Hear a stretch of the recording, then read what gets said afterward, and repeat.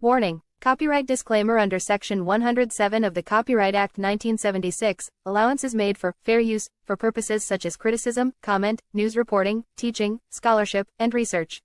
Fair use is a use permitted by copyright statute that might otherwise be infringing. Nonprofit, educational, or personal use tips the balance in favor of fair use. Crackers, crackers, crackers, crackers. You know, you can't trust these crackers.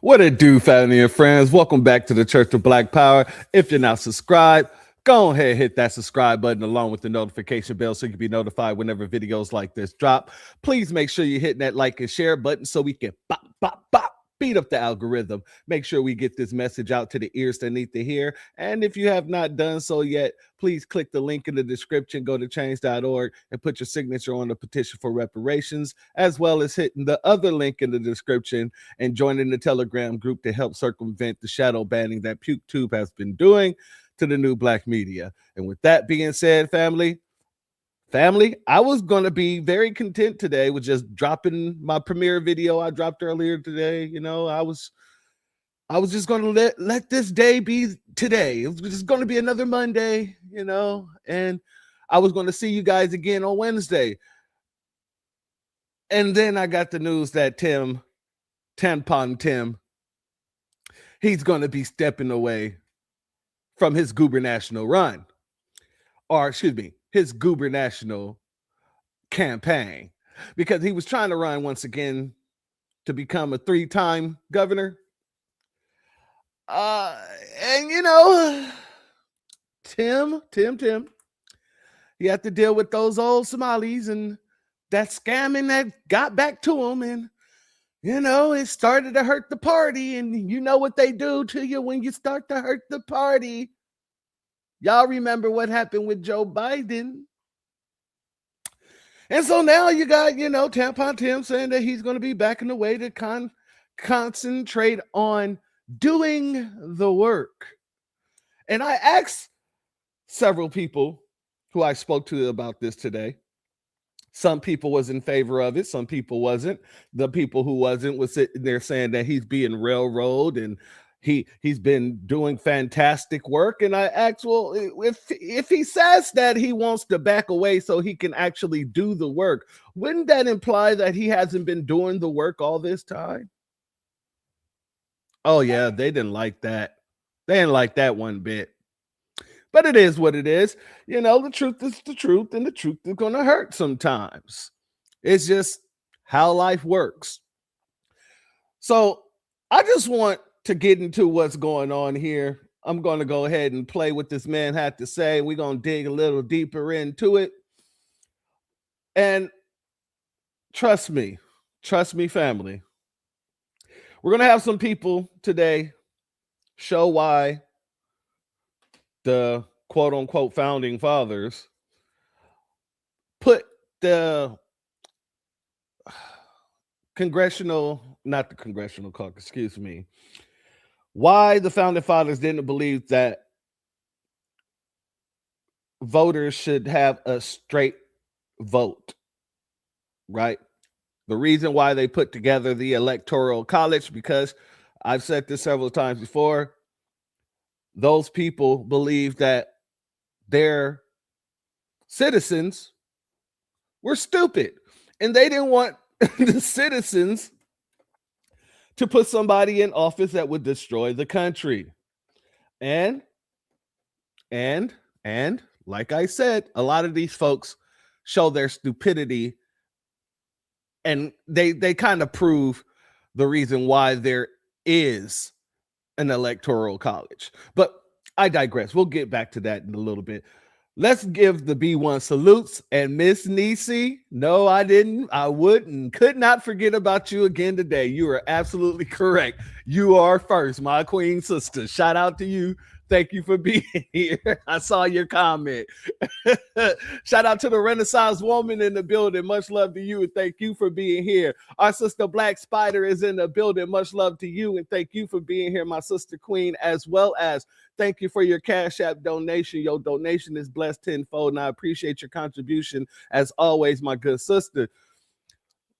Our sister Anita Harrell is in the building. Much love to you, and thank you for being here. Our brother DSA1 is in the building as well. Much love to you, and thank you for being here. C. Phillips is in the building. Much love to you, and thank you for being here. Sybil is in the building. Much love to you, and thank you for being here, as well as our sister Priscilla Taylor is in the building. Much love to you, and thank you for being here.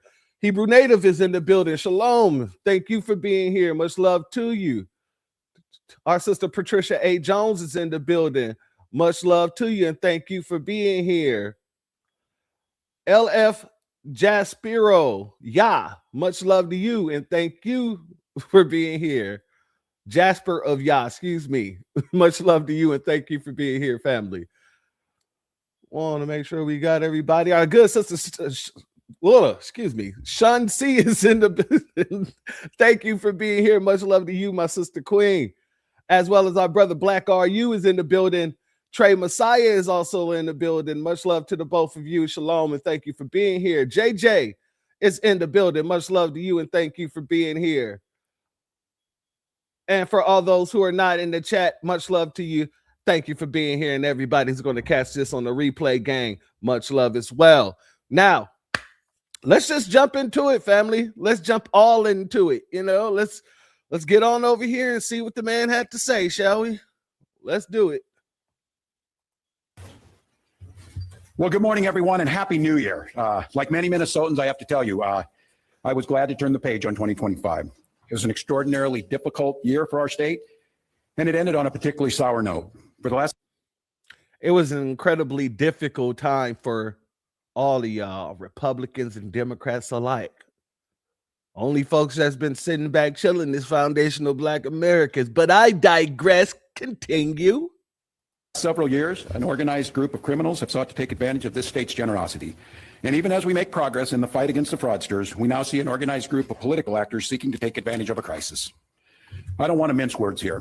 Donald Trump and his allies in Washington and in St. Paul and online want to make our state a colder, meaner place. They want to poison our people against each other by attacking our neighbors. And ultimately, they want to take away much of what makes Minnesota the best place in the country to raise a family. They've already begun trying to withhold funds that were meant to help families afford childcare, and they have no intention of stopping there. Make no mistake, we should be concerned about fraud in our state government. We cannot effectively deliver programs and services if we can't earn the public's trust. That's why over the past few years, we've made systemic changes in the way we do business. We've gone to the legislature time and time again to get more tools to combat fraud.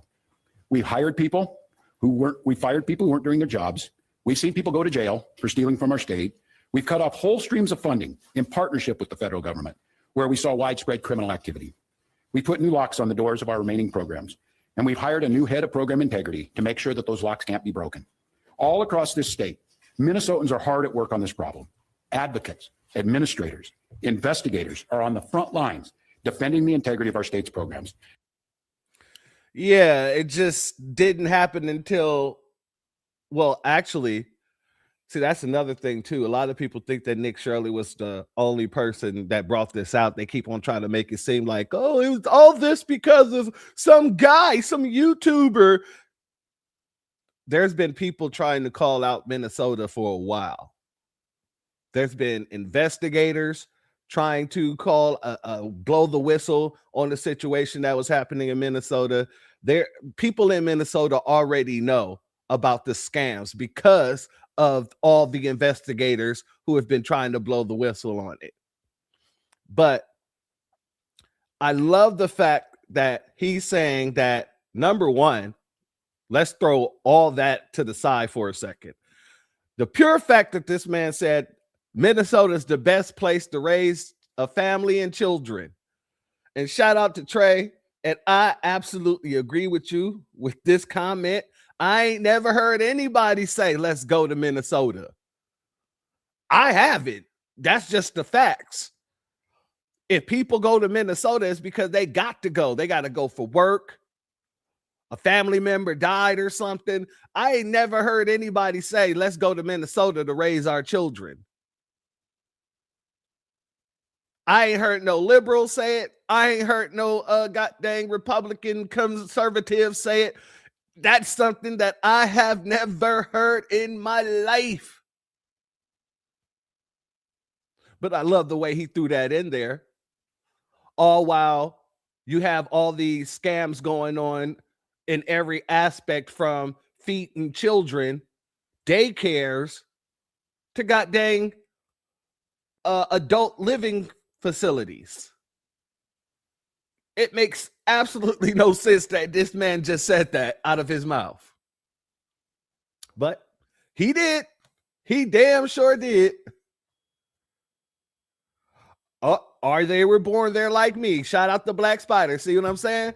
Like, God dang it, I'm not speaking down on Minnesota, but I just never heard anybody say, hey, you know what?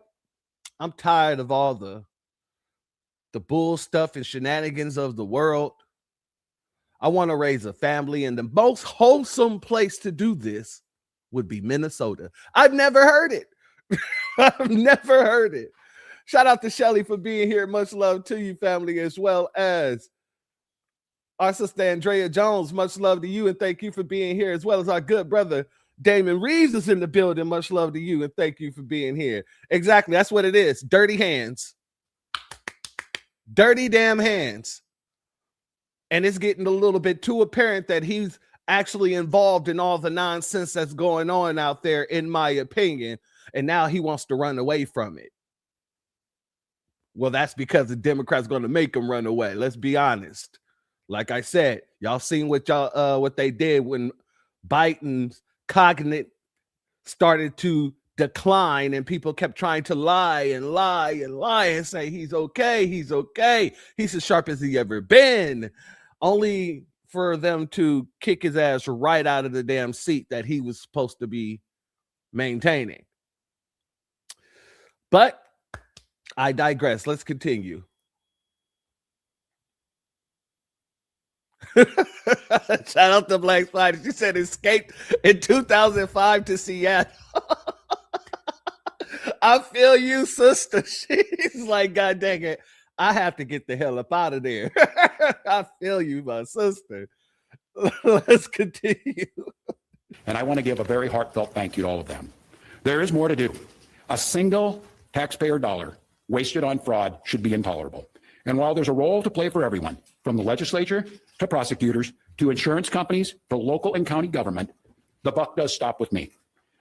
You're damn right. That's how you got somebody who was arrested and implemented in the feeding the children scandal. That person goes to jail, but he's using the funds that he took from that damn scam, and he created a adult living facility that his wife still gets money from the government from your state to this very day. And y'all talking about, y'all defending still giving them money. Although her husband was caught scamming, although he used those funds to purchase that facility. Y'all haven't seized the property. Y'all haven't did anything but continue to fund that scam too. But go ahead, go off.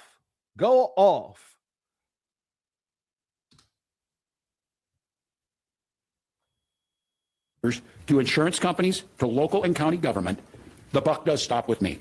My administration has been taking fast, decisive action to solve this crisis. We'll win the fight against the fraudsters. But the political gamesmanship we're seeing from Republicans is only making that fight harder. How will you win the fight against the fraudsters when y'all are all connected, when y'all are all attached? You are a fraudster, in my humble opinion. Allegedly. You're attached to the fraudster. And if not yourself, people within your administration. You got judges attached to these fraudsters. You got state reps attached to these fraudsters. Hell, Ilhan Omar wrote the goddamn feed the children goddamn bill that they used in order to goddamn scam. What are we talking about here? This is another situation of a police department doing something wrong and saying we're going to investigate ourselves. That's basically what he's trying to explain.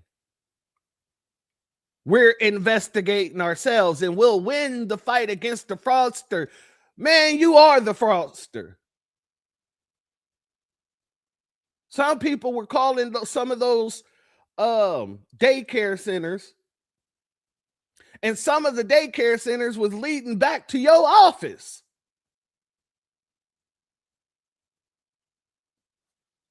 What are we talking about here? Anybody that has any faith in this man, anybody who has faith in this man should have their head checked. Let's just be very clear about that. A B1 salute to only us in the building. Much love to you. Shalom to you, good brother. Let's continue. We've got Republicans here in the state legislature playing hide and seek with potential whistleblowers. We've got conspiracy theorist right-wing YouTubers breaking into our daycares, demanding access to our children. We've got the president of the United States. Wait a second. What are you talking about breaking into the daycares? You mean people walking around, knocking on the doors, trying to ask questions, get brochures, business cards? You mean those folks? How do you break into somewhere where you're locked out?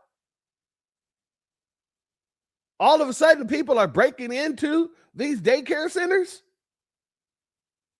And the one daycare center that was broken into, it was hella convenient that it got broken into, because now they can't give the documentation that the FBI wants them to give, the roster, the enrollment paperwork and attendance records are all gone for some reason, along with a couple of checks from a checkbook. Are you really that Tampon Tim? Aren't you guys glad that Kamala and this man did not become president and vice? We'd been cooked. Let's continue. Demonizing our Somali neighbors and wrongfully confiscating funds that Minnesotans rely on. It's disgusting. Wrongfully confiscating funds? Sir, you mean the federal tax dollars? If the federal tax dollars aren't going to where they're supposed to go to, of course, yeah, they can be taken and removed from that state. It's not mandatory for them to give you those federal funds.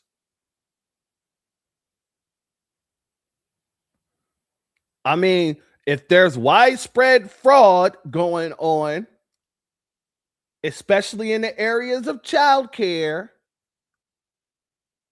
now that we're finding out the in-home living facilities, god dang, the feed the children scandal, where isn't scam happening? And you just implemented a whole new program without any real oversight on that program. That scamming, I'm pretty sure, is going to end up happening. We're going to talk about that too. The whole pay people to stay home from work. Let's pay people to take care of their family members or whatever it may have you. Oh yeah, I see fraud coming from a mile away with that. But let's continue. And it's dangerous. Republicans are playing politics with the future of the state. It's shameful. And I've said it before, and I will continue to say it. We welcome ideas from anyone, in any party, from any walk of life, who wants to help us continue to stay ahead of these criminals. And we welcome the involvement of the federal government. I am grateful to the career professionals at the U.S. Attorney's Office and the FBI who have been helping us fight this fight for years. But I cannot abide the actions of the political leadership in Washington. These opportunists are willing to hurt our people to score cheap points. They and their allies have no intention of helping us solve this problem, and every intention of trying to profit off of it. Which brings me to this. 2026 is an election year. Election years have a way of ramping up the politics at a time when we simply can't afford more of that in Minnesota. In September, I announced that I would seek a historic third term as Minnesota's governor, and I have every confidence that if I gave it my all, we would win the race. But as I reflect on this moment with my family and my team over the holidays, I came to the conclusion that I can't give a political campaign my all. Every minute that I spend defending my own political interest would be a minute I can't spend defending the people of Minnesota. If you were innocent of all these things that people are claiming, you wouldn't have a problem now, would you, Tim?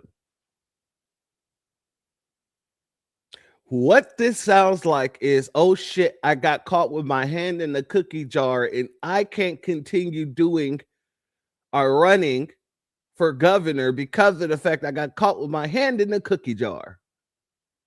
That's what it sounds like to me. That's it. That's all. A B1 salute and shalom to our good sister Mia Kim in the building. Much love to you, my sister Queen. Thank you for being here. That's all it sounds like to me. But go ahead. Go ahead. Let's continue. Against the criminals who prey on our generosity and the cynics who want to prey on our differences in Minnesota. Against the criminals who prey on our generosity would be a minute I can't spend defending the people of Minnesota. Against the criminals who prey on our generosity and the cynics who want to prey on our differences. Tim, this has been going on since 2015. How are you protecting your citizens in all those years? 2015. This is 11 years out. What have you done to get the scammers in those 11 years? What have you done to bring those fraudsters to justice in those 11 years? Somebody please explain to me what Tim have done besides put tampons in the men's bathroom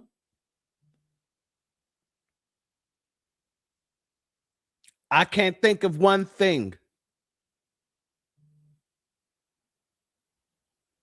But continue, Tim. So I've decided to step out of this race, and I'll let others worry about the election while I focus on the work that's in front of me for the next year. I'm passing on this race with zero sadness and zero regret. I did not run for this job to have the job. I ran for the job to do the job. Minnesota faces enormous challenges this year. And you didn't know that in the goddamn all the time that you've been there, you haven't been doing the job. And now you're talking about I didn't get the job to get the job. I got the job to do the job, but you haven't been doing the job. So now, because people are calling you out and calling out people in your administration, calling out people in your home city, your whole state, from the top all the way down bottom, all of a sudden you want to concentrate on doing the job? All right. Go ahead and eat. And I refuse to spend a single minute doing anything other than rising to meet this moment. Minnesota has always come first and always will. That's what I believe servant leadership demands of me. As an optimist, I'll hold out some hope that my friends on the other side of the... Did he say as an optimist? Believe servant leadership demands of me. As an optimist, first and always will. That's what I believe servant leadership demands of me. As an optimist... He said as a moptimist, not an optimist. He said as a moptimist. Oh my God, this is hilarious. You're that nervous, Tim? You're that nervous, Tim? You couldn't get out optimist? But maybe he meant a moptimist. Think about it like how our brother Black Alpha say, you know, all these people are mops, melanated, other people of color, whatever. Maybe he's a moptimist in that very way. He's very much so in favor of the mops. That's what it actually shows, the way he supports Somalis, like the way he does, the way he removed the American flag and put a Somali flag. He's standing in front of the Somali flag right now. So maybe he is an optimist. Maybe that was a Freudian slip. Interesting. Shout out to Filthy Frankie Crack Netter in the building. Much love to you. Thank you for being here, family. Always good to see you. Moptimus Prime. Moptimus Grind. Shout out to our brother still Kevin Trees in the building. Moptimus Grind. Yeah. All right. That makes sense. You're a moptimist. That's good to know, Tim. Continue. I'll hold out some hope that my friends on the other side of the aisle will consider what servant leadership demands of them in the moment. We can work together to combat against the criminals. We can work together to rebuild the public's trust and make our state stronger. But make no mistake about it, if Republicans continue down the path of abusing power, smearing entire communities, and running their own fraudulent game at the expense of Minnesotans, I will fight back with everything that I have. I am absolutely confident a Democratic and a DFLer will hold this seat come November. I'm confident that I'll find ways to contribute to the state that I love long after next January. But there'll be time to worry about all that later. We'll see about that, Tim. Let's see if the Somalis put such a stain on Minnesota that Minnesotians don't vote the red instead of the blue. We'll see. We'll see. There's a good chance that that does happen. Even though Minnesota is a blue machine, it still can happen. Today, I'm proud of the work we've done to make Minnesota America's best place to live and raise kids. From our new paid leave policy to our child tax credit to our school lunch programs feeding every single child. And I'm doubly proud of the incredible team we put together to make this vision a reality. I want to take a moment to thank every member of my staff, to every single state employee who has been part of this fight. Now more than ever, I need you on the job. I need you to help work together to tackle the important work in front of us. And most of all, I want Minnesotans to know how grateful I am for the opportunity to serve this state, for the privilege that I have been given to serve in this office. I'm on the job. I'm focused on making sure that we stay America's best place to live and raise kids. No one. Family. Nigga, please. For whom? Tampon Tim. For whom? Screenshot. For whom is Minnesota the best place to live and raise children? For whom? I'm going to need you to elaborate, because it clearly shows that even though, you know, all these daycare centers exist, many of them don't have children in them.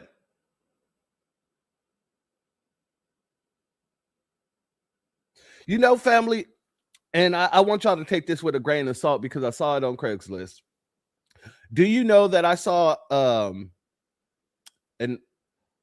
help wanted job offer for child actors in Minnesota? And they basically said they blamed Trump administration, and then they turned around and said, because of the fact they shut down their child care center for a couple of weeks, now they're being forced to prove that they have children there. And so they want to hire child actors in order to prove that there's children there. Now, I say take it with a grain of salt because it was on Craigslist and anybody could have put that up. However, I gotta say, like I said, when I seen those children walking into that place, all of a sudden, after nobody was there the days before, all of a sudden the next day you got children walking in, and you just so happen to have a camera there to catch that y'all got children walking in. Yeah, all that stuff seems just highly convenient. It just seems highly coincidental. Too coincidental. However, a B1 salute to our sister Yo Queening in the building. Much love to you. Thank you for being here, as well as our brother Tater Man up in the building. Much love to you, and thank you for being here. Let's continue. And we'll take that away from us. I'm proud of the way we treat our neighbors. I'm proud of the way that we welcome people to this state. I'm proud of the way that we innovate, and I'm proud of the way that we are optimists for the future. No one's taking this away from us. Not the fraudsters, certainly not this president, not on my watch. Tomorrow, I'll be back with you. I'll give you an update on America's best paid family medical leave program that is now a week into it. And at that time, I'll take all your questions. Thank you. We're going to get into that family leave program in a second, because there's people excited about it. And that right there shows how ignorant some of these people are. They don't even care if there's going to be any scamming going on at all. But let's get over here real quick, family. Welcome back, and we've been bringing you breaking news. Governor Tim Walz announcing just at the top of the hour officially he will not be seeking a third term amid all of the political turmoil going on with what's going on with fraud in our state to the tune of, some say, billions of dollars.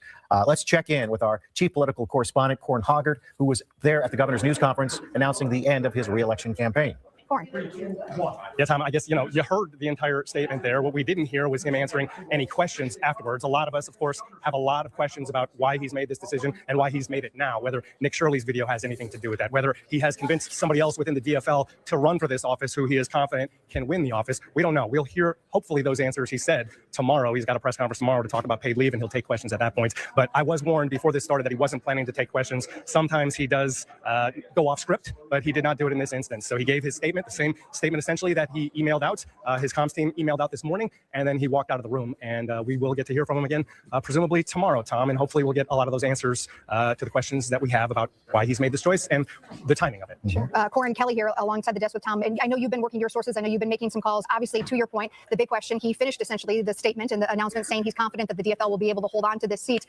What are you hearing? Who potentially would be interested in this? Who potentially would be someone to kind of come in and fill, not at the last hour, but obviously a little bit later in the game? Yeah, honestly, the odds-on favorite now within the DFL has to be Senator Amy Klobuchar. I did talk to some sources close to... Put a pin in Amy Klobuchar. We're going to get back to her. To the senator, who said she has been fielding a lot of phone calls asking her to get into this race now that that they knew that Tim Walz was going to step away. She has not made a decision as far as running yet, but that is definitely something she is considering, according to sources close to her. We know that U.S. Representative or former Representative Dean Phillips, who also ran for president in 2024, has said that he's not interested in the office, but he wants to help people who are. Other than that, within the DFL right now, not a lot of peeps. I know that there were, I think that what we've heard from the GOP side of this is kind of informing what you could expect or who you could expect to enter this race. The GOP here in Minnesota has now, they spent months trying to use fraud as a tool to damage Governor Tim Walz, and it looks like that has succeeded. But now they're kind of trying to spread that blame for the fraud across the entire DFL. And so likely, the people least damaged by the fraud in the state are people who had no means to change that.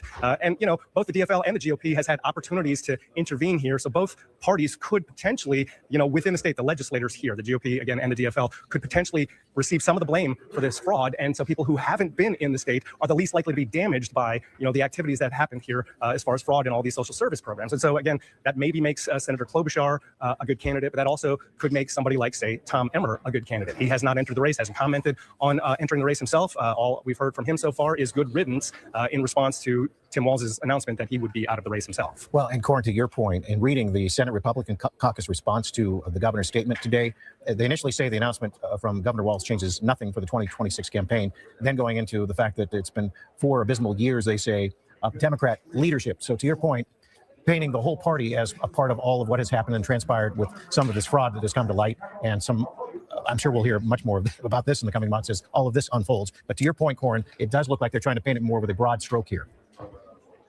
Yeah, that's definitely the case. And, you know, the DFLers around here in the legislature would point out that the GOP did have some of the levers of power here in the last year, and yet nothing significant as far as fraud prevention came out of the legislature. And that's something that they have pointed out. They also, Dave Pinto, a representative here from St. Paul on the DFL side, has pointed out that the DFL did try to do some fraud prevention legislation over the last few years, and that's been blocked, according to him, by the GOP. And so, you know, there will be this, the fraud is the hot potato, and, you know, and it will be tossed around between folks here, you know, within the state. But again, people who were not here, did not have any of the levers of power within the legislature or the governor's administration, are the least likely to have to deal with, you know, the taint of the fraud itself. And to that point, Corin, I thought it was pretty interesting in the, you know, in the statement, and then also obviously his announcement here just this morning, talked a lot about kind of what has been happening, especially in the last couple of weeks. Obviously, things have ramped up significantly.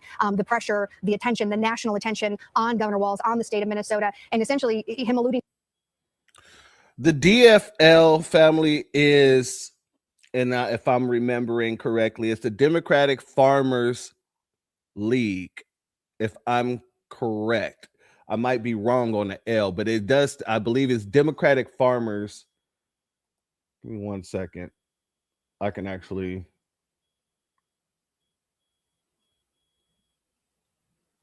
One second, family.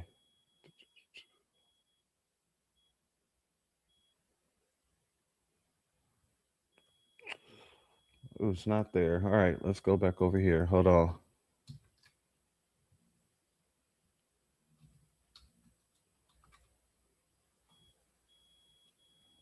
Yeah, okay. So it's the Democratic Farmer Labor Party. That's what it is. That's what it is. Let's continue. To the fact of, like, I can't keep pushing this and working on this while also doing this. What was your take on that?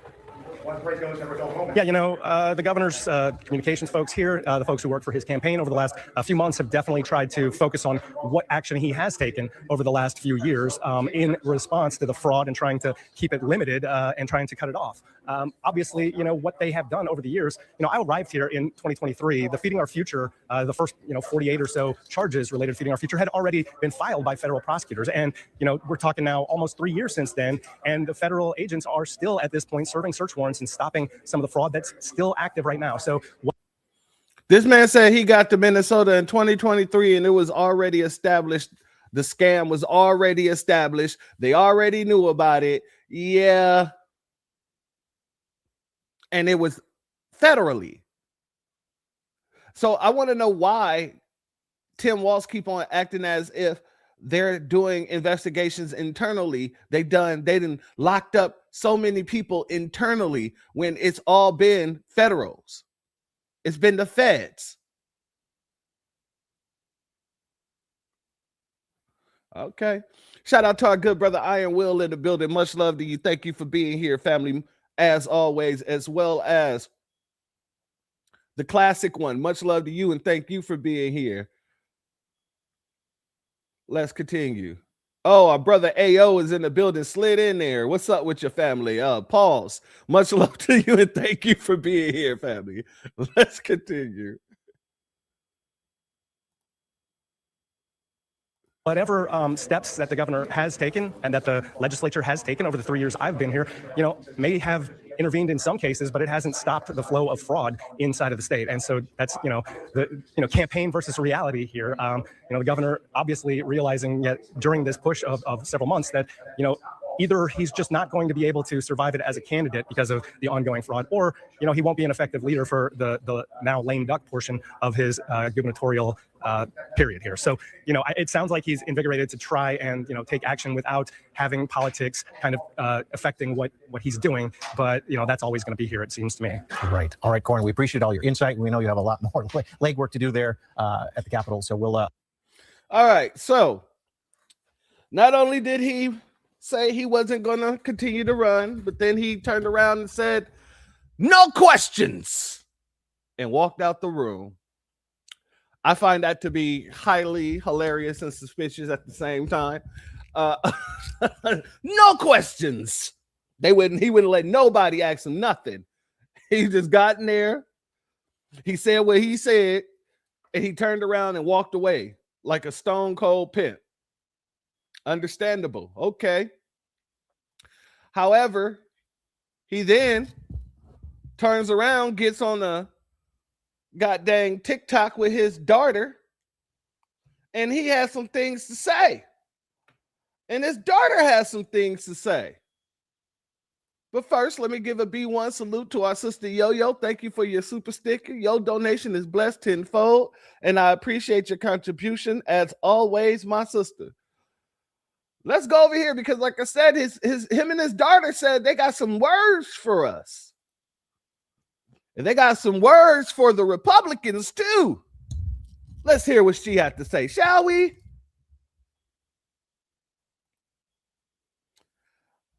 And I don't know what Tim's daughter's name is, but Tim's daughter looked like Tim's daughter could be Tim's son.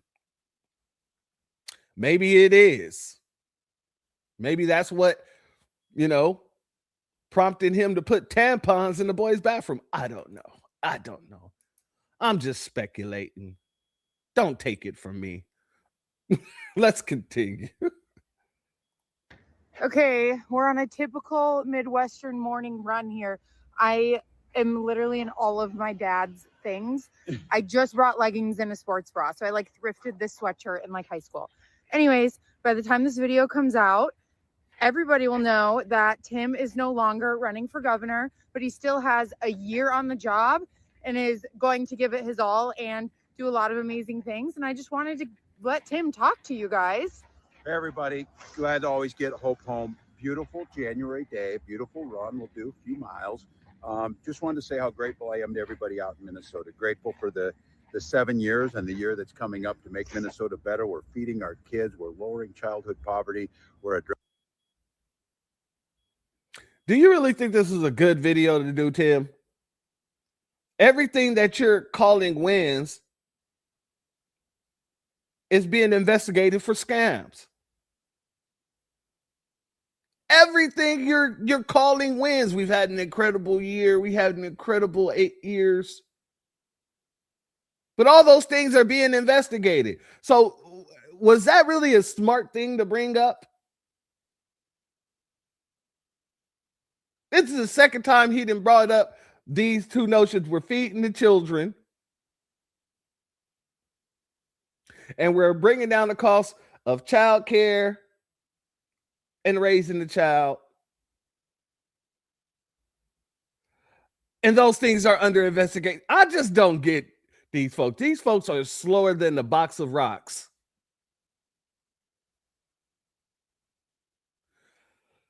Let's continue. Just wanted to say how grateful I am to everybody out in Minnesota. Grateful for the 7 years and the year that's coming up to make Minnesota better. We're feeding our kids. We're lowering childhood poverty. We're addressing climate change. We started paid family and medical leave, the best in the country. And we treat our neighbors with respect and welcome people to this state. I need to focus on getting this job done. It's very clear that that's not the focus of the White House. They do not care about Minnesota. It's about making Minnesota meaner and colder and just less friendly. So I'm going to focus on this. Rest assured, Democrats will win this seat. They will keep a progressive agenda. We will keep fighting against this White House and these unconstitutional acts. But I just want to say my gratitude for Minnesota. I never ran to get this job. I ran to do the job. And I want to do that job right now. And this means I get to spend more time with Hope, more time adventuring. We're going to take some fun trips. We're already talking about it.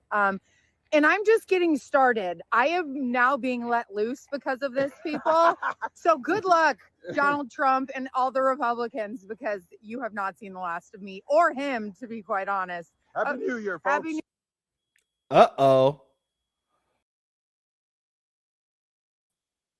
Uh-oh. Excuse me.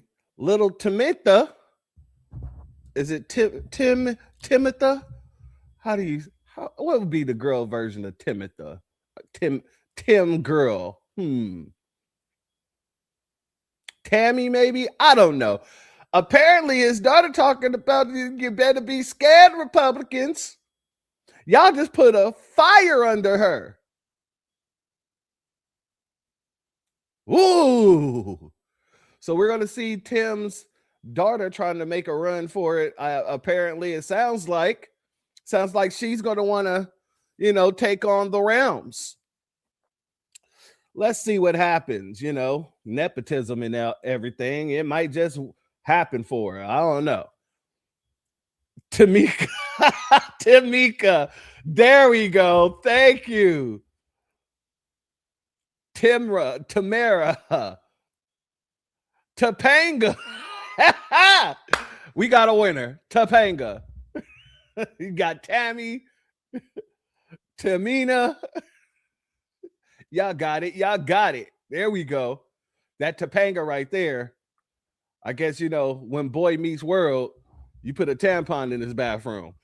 Anyway, I digress. Let's get to what some of the people are saying on the street, shall we? Let's get to some of the responses of this. Let's go here. Go ahead. Let's go. Everyone give it up. A big round of applause for Nick Shirley. He has ended Tim Walz. It is official. Tim Walz is dropping out of the 2026 governor's race for Minnesota among the fraud scandal in Minnesota with the Somalians.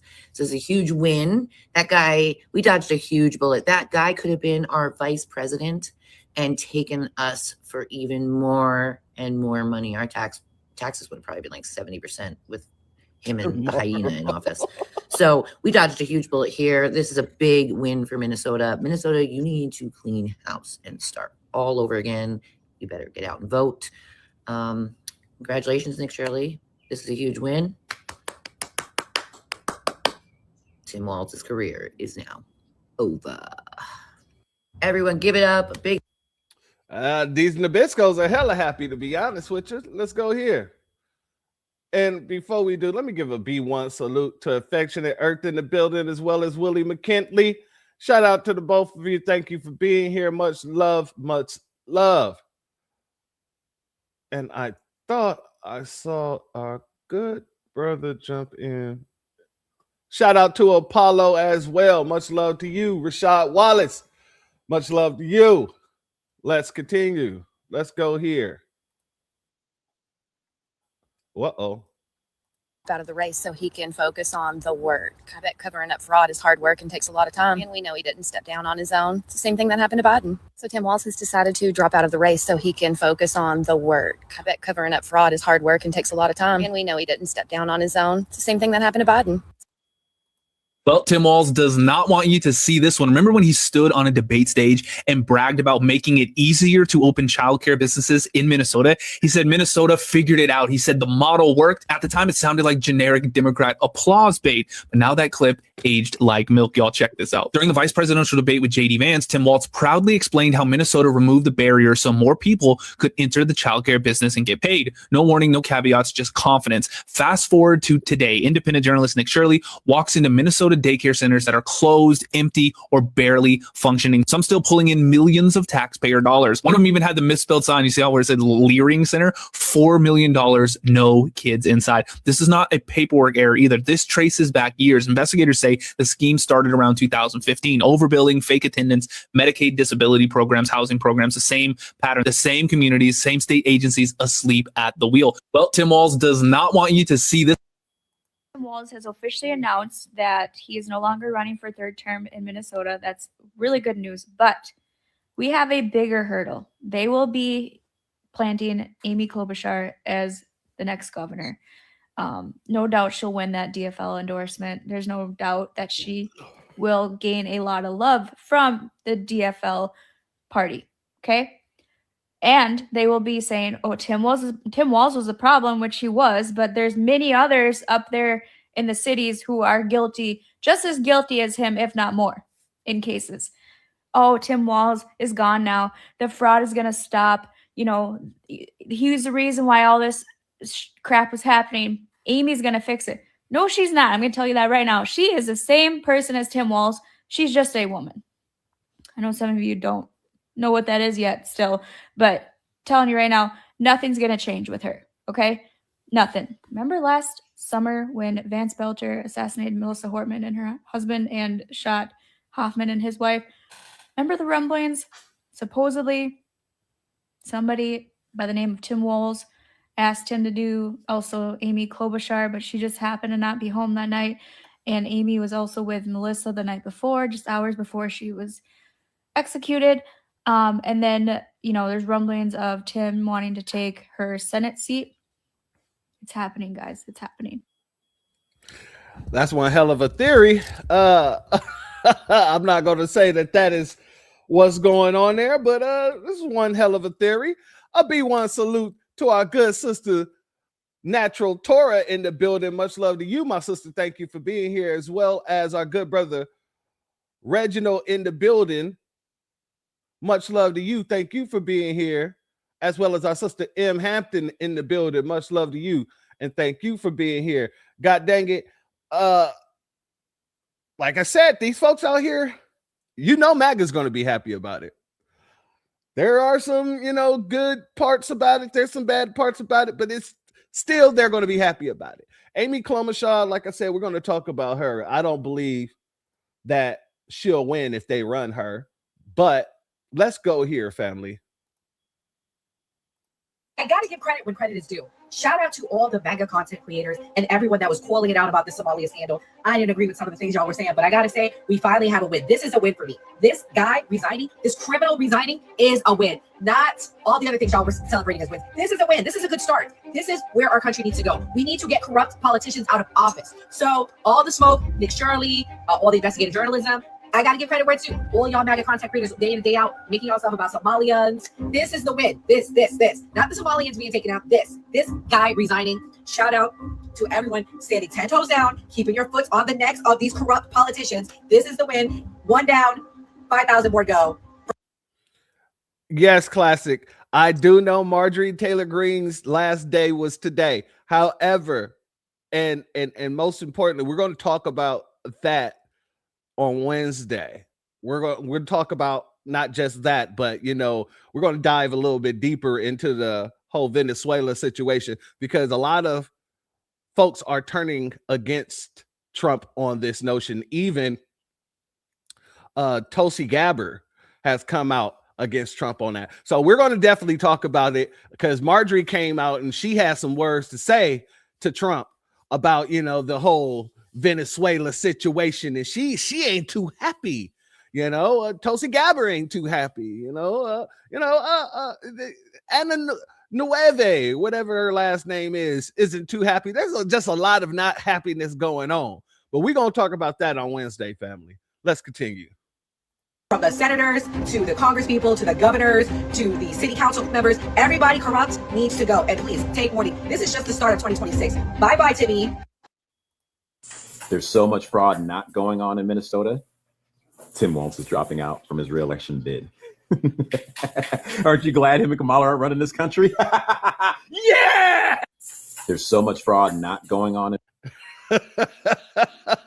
Hey, I ain't gonna lie. That was the corniest yeah I ever heard in my life. But, you know, hey, do your thing, man. He must live in Minnesota. Let's go here, family. Big news out of Minnesota. Governor Tampon Tim won't seek re-election in 26 due to the massive fraud scandal involving billions in taxpayer money from his progressive programs. He got Obama's endorsement, became Kamala's VP pick, tanked in the debate, and now this. Funds meant for feeding kids, allegedly stolen. Major breaking political news out of St. Paul, Minneapolis, Minnesota. Tim Walz will not seek re-election as governor, and what a fall from grace this has been for him. Liberals protest Trump as a dictator with no king signs, but back leaders like Walz admit real corruption. It mirrors authoritarian waste. It's loony how they ignore actual scandals in their own backyard. Comment if you're over this double standard. Big. I mean, I can't disagree with him there. You know, a lot of folks are sitting there, you know, calling Trump dictator this, dictator that. But, you know, when there's real corruption going on, people want to put their fingers in their ears and close their eyes and act as if there is nothing to see here. Well, that's why Tim is stepping down, because there was something to see. And if it wasn't something to see, he wouldn't be so worried. And neither would the party. Like I said, he's being put out because the party don't want this type of negative publicity so close to the 2026 elections. That's the real reason why this is happening. It's because you put a stain on the Democrat Party, even though the Democrat Party was already stained the hell up. This is just a white shirt with a whole bunch of chocolate sauce all over it. And I don't mean chocolate, if you get to my drift. But the real reason is because now they thought they were calming down. They were trying to stay quiet for a little bit. They were trying to make sure things are smoothed over so that they could keep pointing the finger at Trump, Trump, Trump. Look what he's doing. Look what he's doing to Venezuela and all this other stuff. But this scamming situation is not really helping. It's not really helping them at all, because it makes the whole party looks like they're in on the scamming. And they just might be. Let's just be honest about it. They just might be. So yeah, this is the real reason why he's backing down on this stuff, because like I said, the Democrats, they're probably putting boot to ass on them. Hey, either you're going to, leave gracefully, or we'll primary you, and that'll be that. Let's get over to some of the delusion. Because, there's some folks out here that's highly delusional and don't understand how these things are going to work. Let's start off with the woman who is so happy about the family paid leave, medical leave as of Friday. But listen to what she's saying. Let's go here. 12,000 Minnesotans have applied for Minnesota's paid family and medical leave as of today. 12,000 people have already applied for the Minnesota family leave and medical leave. 12,000. And it's only the 5th. It was implemented on the 2nd. But let's let her continue. We'll run that back. 12,000 Minnesotans have applied for Minnesota's paid family and medical leave as of today, Friday, January 2nd. The program launched yesterday, January 1st. Very exciting. Let's talk a little bit about it. Of the 12,000 that applied, they have approved 6,300 applications. They estimate that about 130,000 people will apply throughout the year of 2026. Way the funding for paid. Let's talk a little bit about it. Of the 12,000 that applied, they have approved 6,300 applications.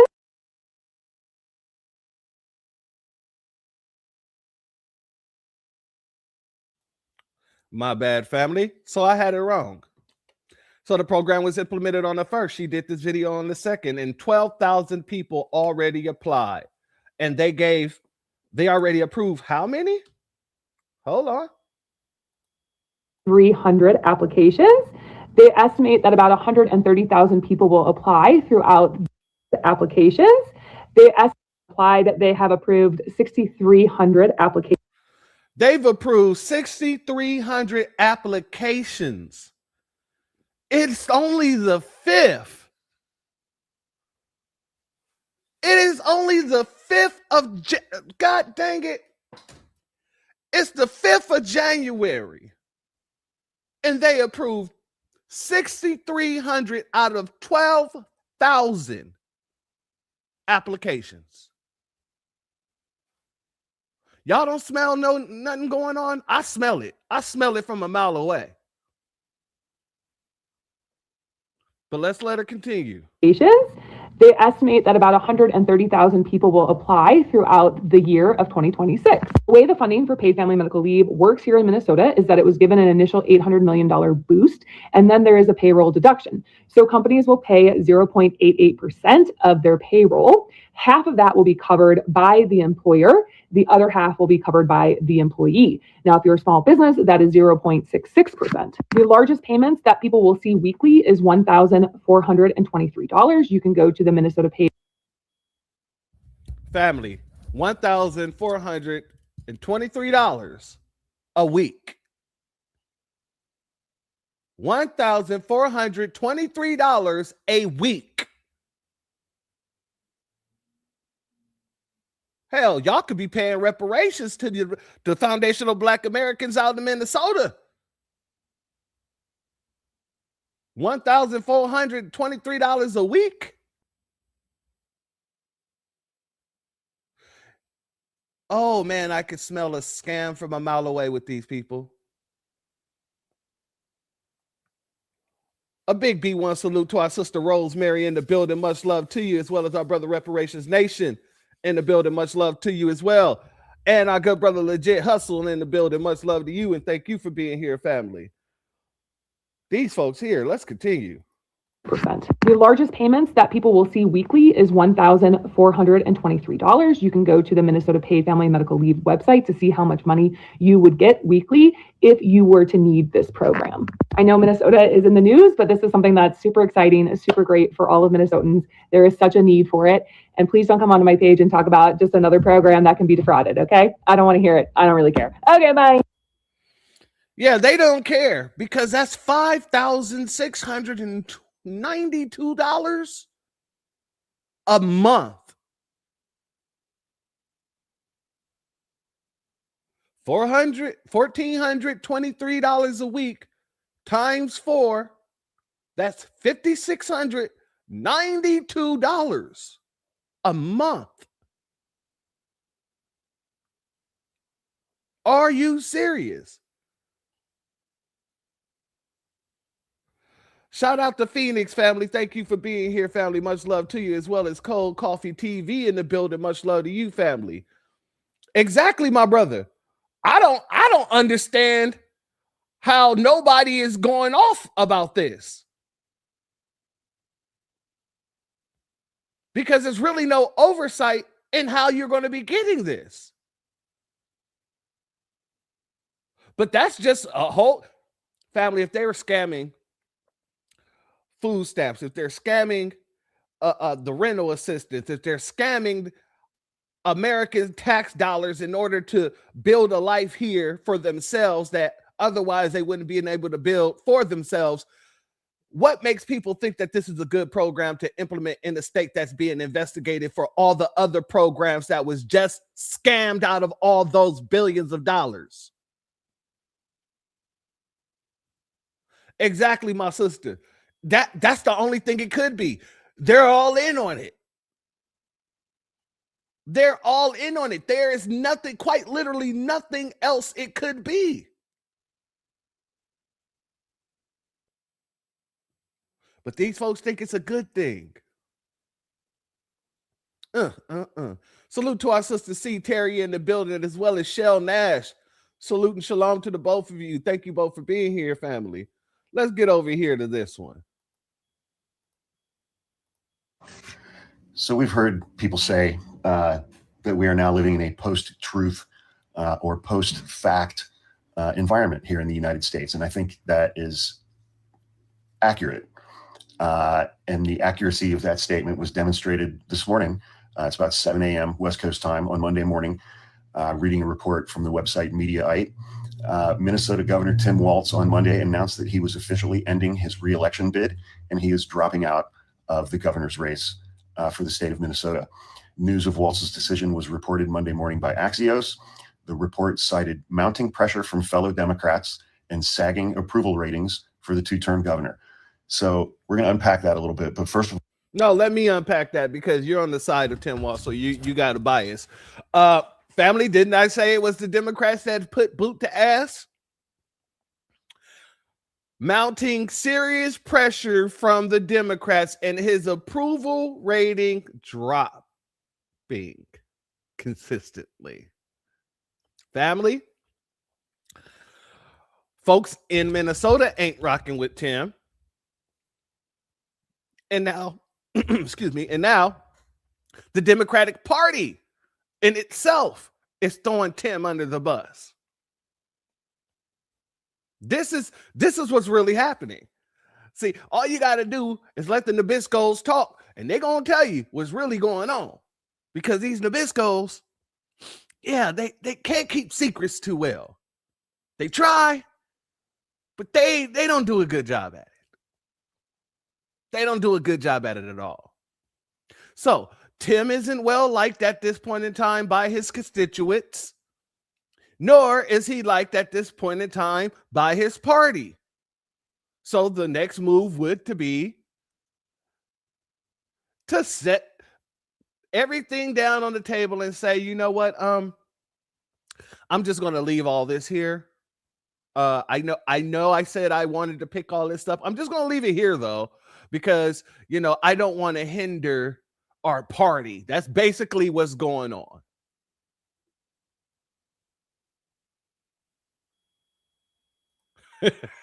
Shout out to Rosemary. She's like, because their secrets turned into a master version of the game telephone. Exactly. That's a good point. That is a phenomenal point. They can barely keep their truth straight. You know damn well they can't keep their lies straight. Shout out to Clutch Carter in the building. Much love to you, my fellow Carter. Shout out to you. Thank you for being here, family. Let's go here. Let's let them continue. Well, you know, man, if I was Tim Walz, I'd be just like, fuck this. I'm not doing this anymore. This sucks. This is terrible. You know, after what he went through in the 2024 campaign. What did he go through? Oh, you mean the fact that he lost in the ways of our good brother, Kid Gravity? Is that what you're talking about? You're talking about the loss that Tim went through with Kamala? What else did Tim go through, sir? Inquiring minds would love to know. Let's continue, shall we? Let's hear what he says he went through. Hold up. So we've heard, we're going to unpack that a little bit. But first of all, you know, man, if I was Tim Walz, I'd be just like, fuck this. I'm not doing this anymore. This sucks. This is terrible. You know, after what he went through in the 2024 campaign, where he was the vice presidential nominee for the Democratic ticket, and the shit that he's been put through. I mean, he's dropping out of the governor's race in large part because of the scandal that has erupted around. What the hell do you mean scandal in air quotes? It is public news. It is public information right now. The stuff has been going on since 2015. What do you mean? Air quotes with the scandal. Like I said, these folks, they just don't want to see what's going on. They got their fingers in their ears, their eyes closed shut. They're like the three little monkeys: see no evil, hear no evil, speak no evil about Tampon Tim. That's a damn shame. A B1 salute to our sister C. Terry in the building. Thank you for your super chat. Sorry, your super sticker. Your donation is blessed tenfold, and I appreciate your contribution as always, my good sister. Exactly. This is what they're running around like right now. Hear no evil, see no evil, speak no evil about Tampon Timmy. Not Mick Jagger's brother. Hey, he got the moves like Jagger. That's what you're saying.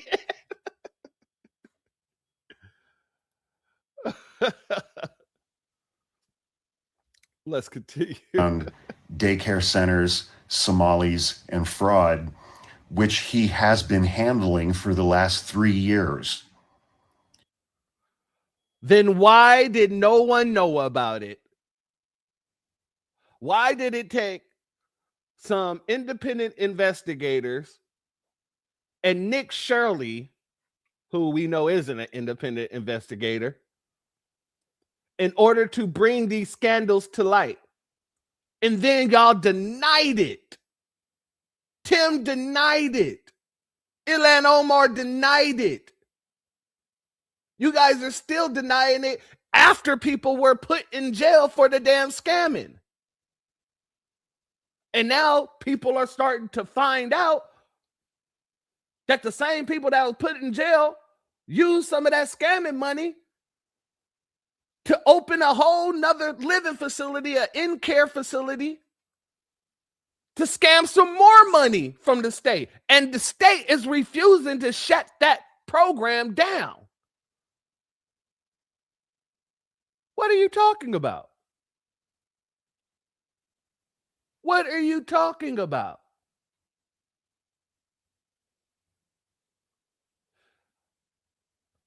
Denying the fact that it's going on isn't fighting against the fraudsters. Let me say that again for the slow bus kids in the back. Denying that it is going on, denying the scandal is not fighting the fraudsters. It's actually covering for the fraudsters. And the only reason why you would want to cover for a fraudster if you were a fraudster yourself.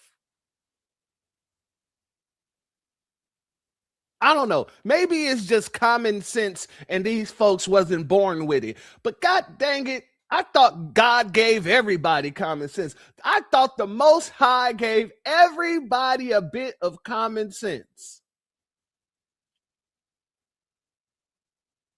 We're seeing here today, none of these folks got the good sense that God gave them. No, you didn't. Natural. That threw me off right now. That's Ellen DeGeneres. And that's exactly who he looks like, too. He looked like Rick Jagger meets Ellen DeGeneres. Oh, shout out to you for that. That is good. That is good. Let's let him continue. 90 people have been convicted of crimes, largely because of his leadership. How? They were convicted federally.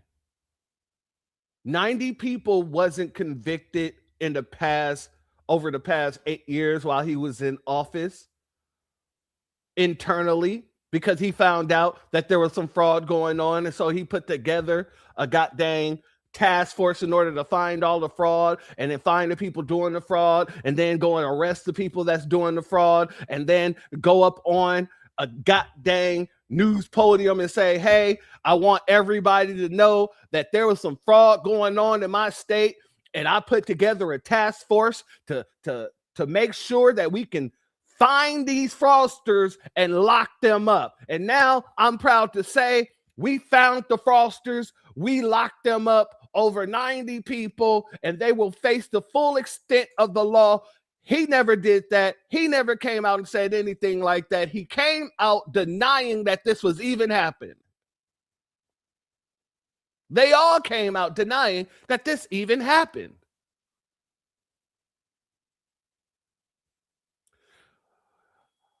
These people live in a delusion. When it's the Democrats, they live in a delusion. When it's the Republicans, they live in a delusion. Both parties live in a delusion of grandeur. They live in a delusion within their own minds. The reality isn't reality. And oh, Jesus Christ. Appointed a commission to investigate all of this stuff. He's done after they were called out, but continue. Exactly what a governor is supposed to do in that circumstance. But because this little Mormon douchebag, Nick Shirley, who graduated from high school in 2020, put out a 40-minute long dishonest and disingenuous video that took over.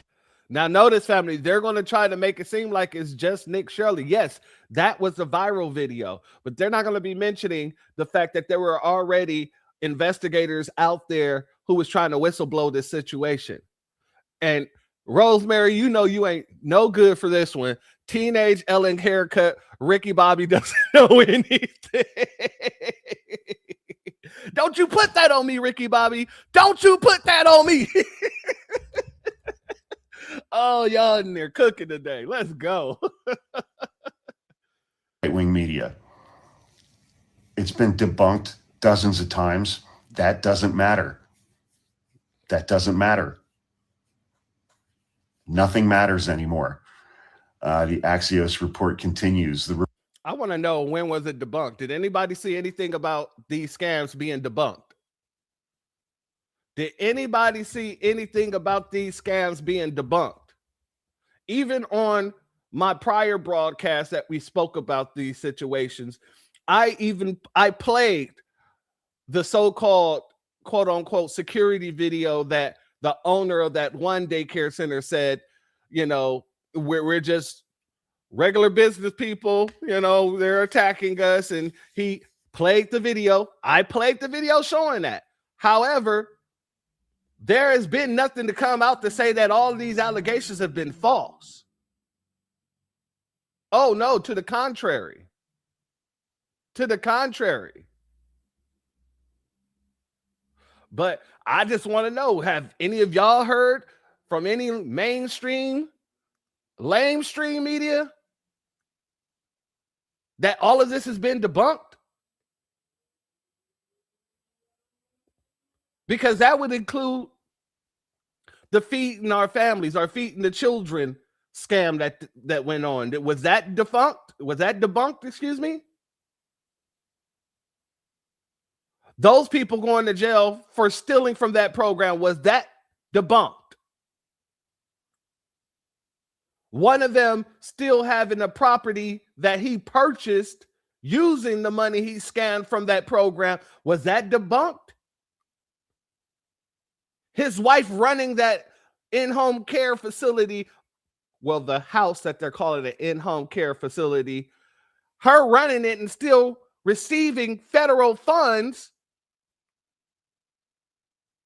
even though it should have been seized. Has that been debunked? I haven't seen any of this being debunked. I just see people saying it's debunked. And contrary to popular belief, things don't become true the more you say it. If it's a lie, it will always be a lie. And the only way to kill a lie is to shine the light on it. Shine the truth on it. Ain't gonna be no sweeping under the rug over here. No.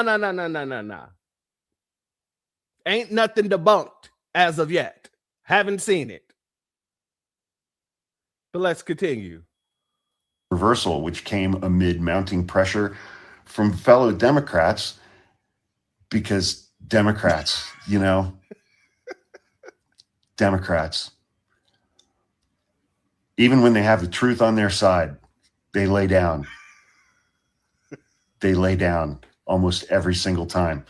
This move marks a major shakeup in Minnesota politics heading into the 2026 midterms. Walz, the 2024 Democratic vice presidential nominee, announced in September that he would run for an unprecedented third consecutive term as governor. But sagging approval ratings and it's a blue state, by the way, but sagging approval ratings and intensified scrutiny into fraud in state programs in recent months, very diplomatic way to put that, has fueled nerves among Democrats and calls from Democrats to step aside, even when the truth is on their fucking side. No, sir. If the truth was on their side, they wouldn't be worried. If they can clearly show that this is a lie, that these things never happened, guess what? They would not be forcing him out of office. They wouldn't put so much pressure on him if it wasn't enough evidence to show that there is clearly some sort of connection there. So no, the truth is not on their side. And the fact that you believe that it is on their side, it shows more about you than the rest of the people who's seeing this. See no evil, hear no evil, speak no evil about Tampon Tim.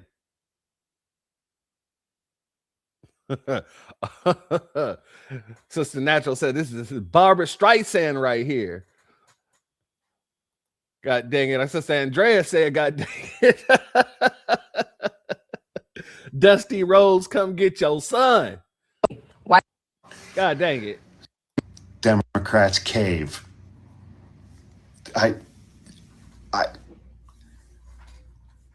This is the party that's going to save America after the midterms from our authoritarian president, this is the party. That's your guy, huh? Intensified scrutiny into fraud in state programs in recent months has fueled nerves among Democrats and calls from Democrats to step aside. After this guy stepped up in 2024 and became Kamala Harris's running mate. What the hell does that got to do with any goddamn thing? Oh, y'all going to push him to the side? Y'all not going to stand up for him after all he did in 2024? When he lost? Y'all going to push him to the side after becoming Kamala's running mate?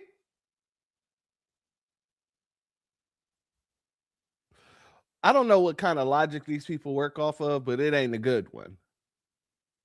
It's not a good one at all. Not Cameron Diaz. Oh my God. Not Cameron Diaz. That right there. I don't know. There's something about Mary in this situation. Oh, Jesus Christ. That's good. That is good. That 1980s mullet he's wearing. Yep. Absolutely. Shout out Alex in the building. Much love to you. Thank you for being here, family. Oh, snap. Also, let me give a B1 salute to Osiris Carter in the building. Much love to you. Thank you for being here, family. This man is crazy. Also, shout out to Hero the Angel in the building. Much love to you and thank you for being here. That right there got me. I'm sorry. That Cameron Diaz got me. That was a punch to the stomach. Oh, snap. All right. I'm going to speed him up a little bit. It's Democrats who caused him to drop out.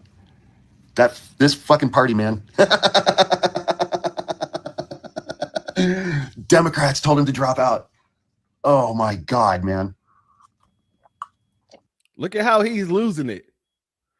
Look at how he is upset. He is upset that the Democrats did what they did. In the very same way they were upset when Biden got kicked to the curb. Because they knew that Kamala Harris was not only going to lose, but she was going to lose badly. But continue. Wow. Hours earlier, there were rumblings that Walz was considering dropping out. Minnesota political analyst Blois, B-L-O-I-S. Hell, let's name her Lois, but put a B at the head of it. Okay. Yeah, let's do that. Blois Olson claimed the governor was likely to make the decision, adding that Walz recently met with Senator Amy Klobuchar. Hopefully she didn't throw a binder at him during that meeting. It's good that she could tear herself away from her APAC commitments long enough to meet with the governor of her state. As noted in the Axios report, Walz's administration had come under scrutiny due to the welfare scandal plaguing his state, which has been handled through the rule of law, as it's supposed to. Criminal prosecutions.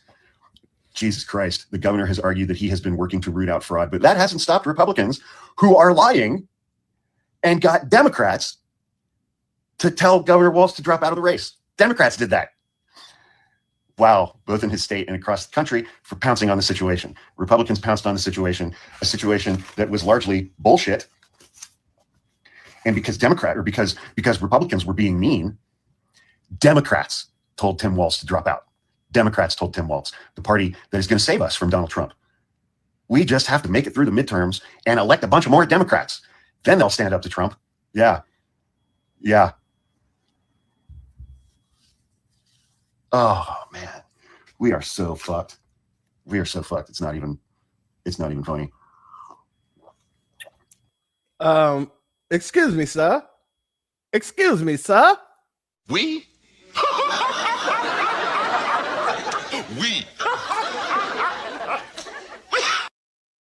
We ain't got nothing to do with this. You might be fucked. Foundational Black Americans, we're sitting pretty. We're good over here. Couch looking nice and pretty. The love seat looking nice and pretty. The lazy boy is looking nice and pretty. This is y'all problem. So y'all gonna have to deal with this problem. That's on you. And I don't know why you're so surprised that the Republicans basically held some feet to the fire and, you know, the Democrats caved in. That happened all last year.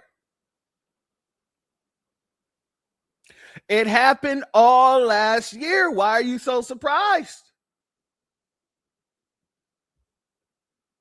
The Democrats, they caved with the SNAP benefit situation and got nothing out of it. The Democrats agreed and signed on to celebrating Charlie Kirk. What makes you think that they were going to get up and start throwing hands for Tim Walz? I really need to know. What make you believe that they would start throwing hands for Tim Walz when they wouldn't even stand up against honoring a white supremacist bigot?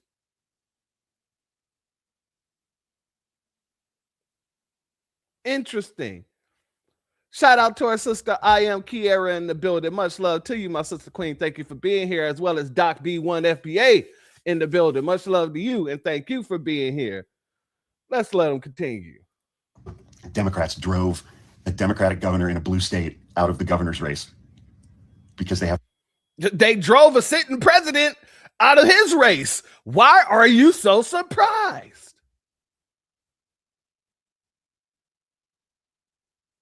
It's like these people have a very short memory. And that's the thing about foundational Black Americans. We don't have the privilege of having a short memory. We just don't. I got to play this clip here just because it just reminds folks. But the axe forgets, the tree remembers. You can't have a short memory and be Black. You open yourself up for attack. You got to have a long memory because you're singing a long song. Y'all feel me? Mm-hmm. Yeah, you do. Yeah, we do. And that's why we hold on to this long memory. And with these folks, it's quite the opposite. And I'm not just talking about Nabiscos. I'm talking about Republicans. I'm talking about Democrats. I'm talking about all parties, to be honest with you. The third party, all of these parties got very, very short memories, or they expect us to have it. But their constituents, oh, they show you off the back how short their memories are.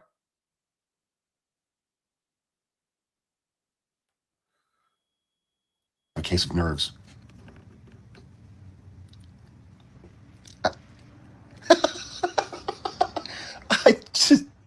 I can barely process that. I can barely process that. Democrats told a Democrat incumbent governor in a blue state to drop out of the governor's race because Republicans are being mean to him. And other Democrats are afraid.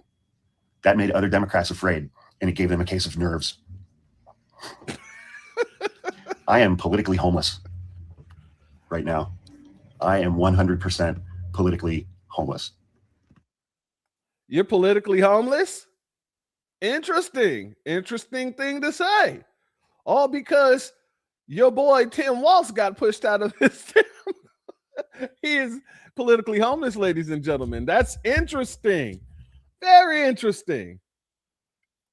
Because I'm supposed to get on board with a party that is driving an incumbent Democratic governor in a blue state out of his reelection bid. Do you see why the quote unquote so-called founding fathers set up the Electoral College? They didn't want voters like this putting people like Tim Walz in office, but he's there. He's definitely there. And because of that, you have a bunch of people crashing out because he's getting pushed out by his own damn party because they see the harm that he has brought to them.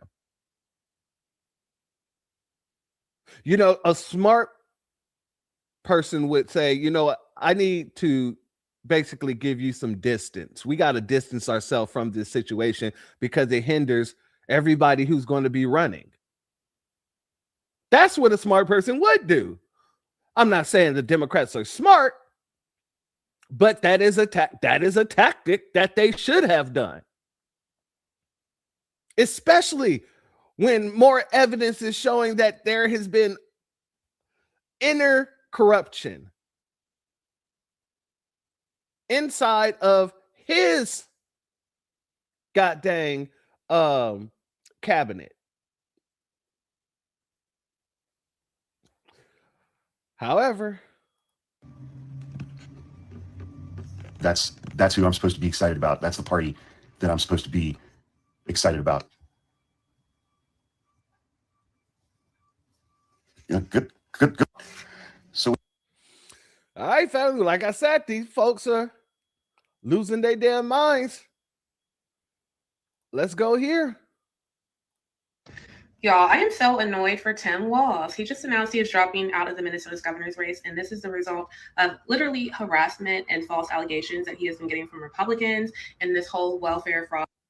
Notice how they all got the same talking points. They keep saying false allegations, but the things were never deemed false. Right now, you have people in jail for some of those allegations, and the Somalis are under investigation by the FBI for these allegations. Nobody has come out and said from the FBI, hey, want to let everybody know we've concluded our investigation in Minnesota and the situations with the Somali daycare centers. And we would like to let everybody know that those allegations, there's no basis to those allegations. We've done an immense investigation. And in our investigation, we have concluded that this is not a situation that we need to be a part of. Everybody has what they need, their business licenses. They have their enrollment documents. They have their I forget what it's, their attendance records and things like that. So we're going to leave this alone and let people get back to work. That has not happened. But yet these folks are all, and remember, people are being paid, influencers are being paid from the lowest level in order to push Democratic propaganda and Republican propaganda. So don't just think that these folks are just coming out saying the same thing and it wasn't something given to them. Let me go here real quick, family. Let's go here real quick. Let's go here. Let me pull this down for a hot second because I want to remind y'all how these Democratic propaganda machines work. Everybody get on code and saying the same damn thing, even though nobody's rocking with what they're saying. Let's go here. Remember this situation with Kamala and Tim Walz once before. Some of what he and his running mate are saying, let's just play weird. These guys are just weird. That's what they are. As weird and creepy as J.D. Vance. A super weird idea from J.D. Vance. Yeah, it's not. I mean, it's quite weird. Just plain weird. Just plain weird. Just plain weird. That stuff is weird. They come across weird and then they start being weird. Yeah, they're weird. Being a really weird. He's such a weirdo. Donald Trump and his weirdo running mate are weird. Deeply and profoundly weird. They are weird. These Republicans just being weird. It's just weird. It's really weird. Republican weirdness goes even deeper. He said a lot of things that are weird, the weird style that he brings, weird policies. Let's start with the weird thing, because it is a thing. Just plain weird. What was weird was just talking about Diet Mountain Dew. Who drinks Diet Mountain Dew? Have you ever seen the guy laugh? That seems very weird to me that an adult can go through 6.5 years of being in the public eye. If he has laughed, it's at someone, not with someone. That is weird behavior. Weird and cultish. These are weird people on the other side. He kind of doubled down on his weird ideas. I think weird is probably generous. Simply weird. These guys are just plain weird. Vance as weird. You know, as the campaign said, weird. It really is just plain weird. J.D. Vance, plain weird. I mean, I don't know how else you can read it. Weird. It is kind of weird. We're not afraid of weird people. The other side, they're just weird. Why are you being so weird? Vance has done something more extreme, more weird. No matter what kind of weird stuff they keep saying. Trump and Vance are just weird, in addition to being great democracy. That's the weird part. That's the most engaging. Whom he addressed as my beautiful Christians, which was super weird. Weird tech bro, J.D. Vance. He's a weird guy. J.D. Vance, uneasy and sort of weird. Frankly, for lack of a better word, that he's weird. Sarcastic remarks that aren't even funny, and he kind of shows that he can't really deliver a one-liner. So, Sam, weird is the word here in terms of initial impressions from Vance to the American public. And that's why Whenever I hear people saying all the same things, just in different locations, and they say it a little bit differently, the buzzwords are all the same. They're always doing and saying the same damn thing, maybe in a different way, just a tiny different way. But that's propaganda. So all these folks that keep on saying false allegations, they're pushing a propaganda. Not a propaganda, they're pushing propaganda. More specifically, Democratic propaganda, because they want people to believe that it is not true. Like I said, the FBI haven't concluded their investigation. They haven't came out and made a statement about it. They haven't done any of these things. So the only other situation that we can actually go off of is the Feed the Children situation, and those people were all arrested and indicted. So how are they false allegations when, one, the investigation is ongoing at this point in time, and the only other thing that we can actually look at as an example of this situation is the Feed the Children, where people have went to jail. So how is it false? Like I said, contrary to popular belief, the more you say something, it doesn't make it true. It's just you keep on lying and you're hoping that somebody will, believe you. People will internalize your lie and start protruding it out to other people as well. Great point, my brother. 1984 being played out in real time. In real time. James Orwell. Let's let it continue, though. Situation. Here is what Tim Walz said about it. Check out the clip. So this is what happens when your own federal government wages war against you. This is what happens when they target communities for their own benefit. This is what happens when they scapegoat. And this is what happens when they no longer hide the idea of white supremacy. When you hear the Vice President of the United States talk about now white people won't have to apologize for being white. That's never. Notice that she played this clip and not the clip that he actually, the press conference that he actually did this morning. Notice they're using a clip from weeks ago to try to justify their talking points.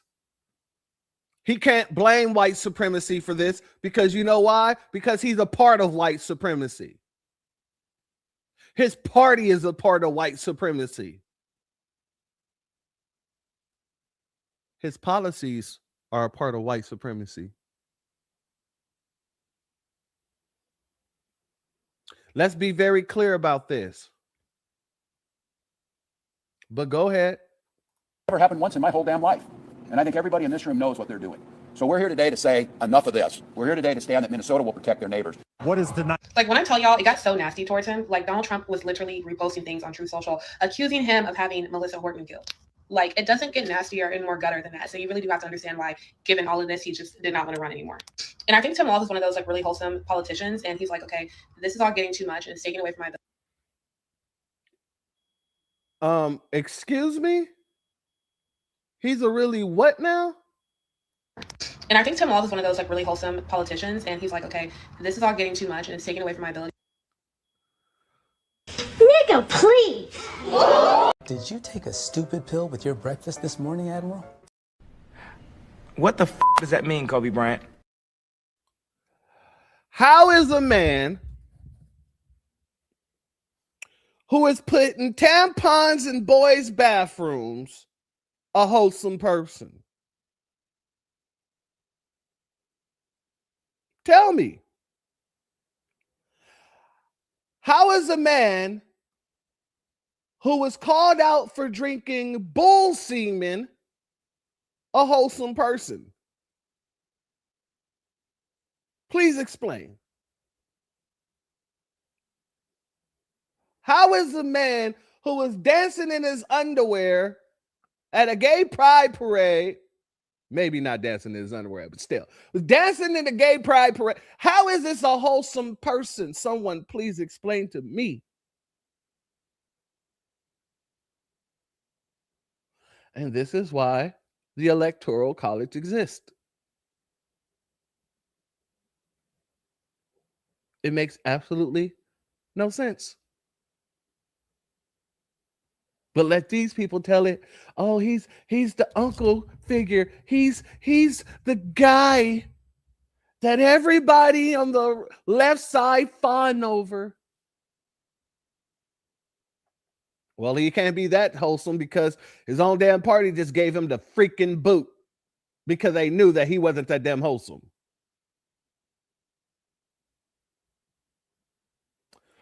Let her continue. To actually serve the people. So I'm going to take a step back from all of this and just focus on my actual job instead of having to play these political games back and forth with y'all. Y'all, I am so annoyed for Tim Walz.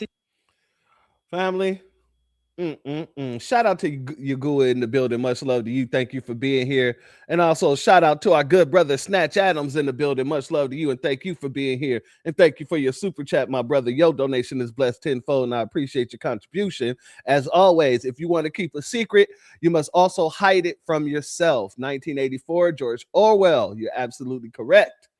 And trust me when I say, a lot of these folks know the secret and then they forget the secret. They just don't want to know the secret, so they just push it to the back of their minds. They know that they're lying, and they just push it to the back of their minds because it fits their agenda. Thanks again, family. Much love to you. Let's go here.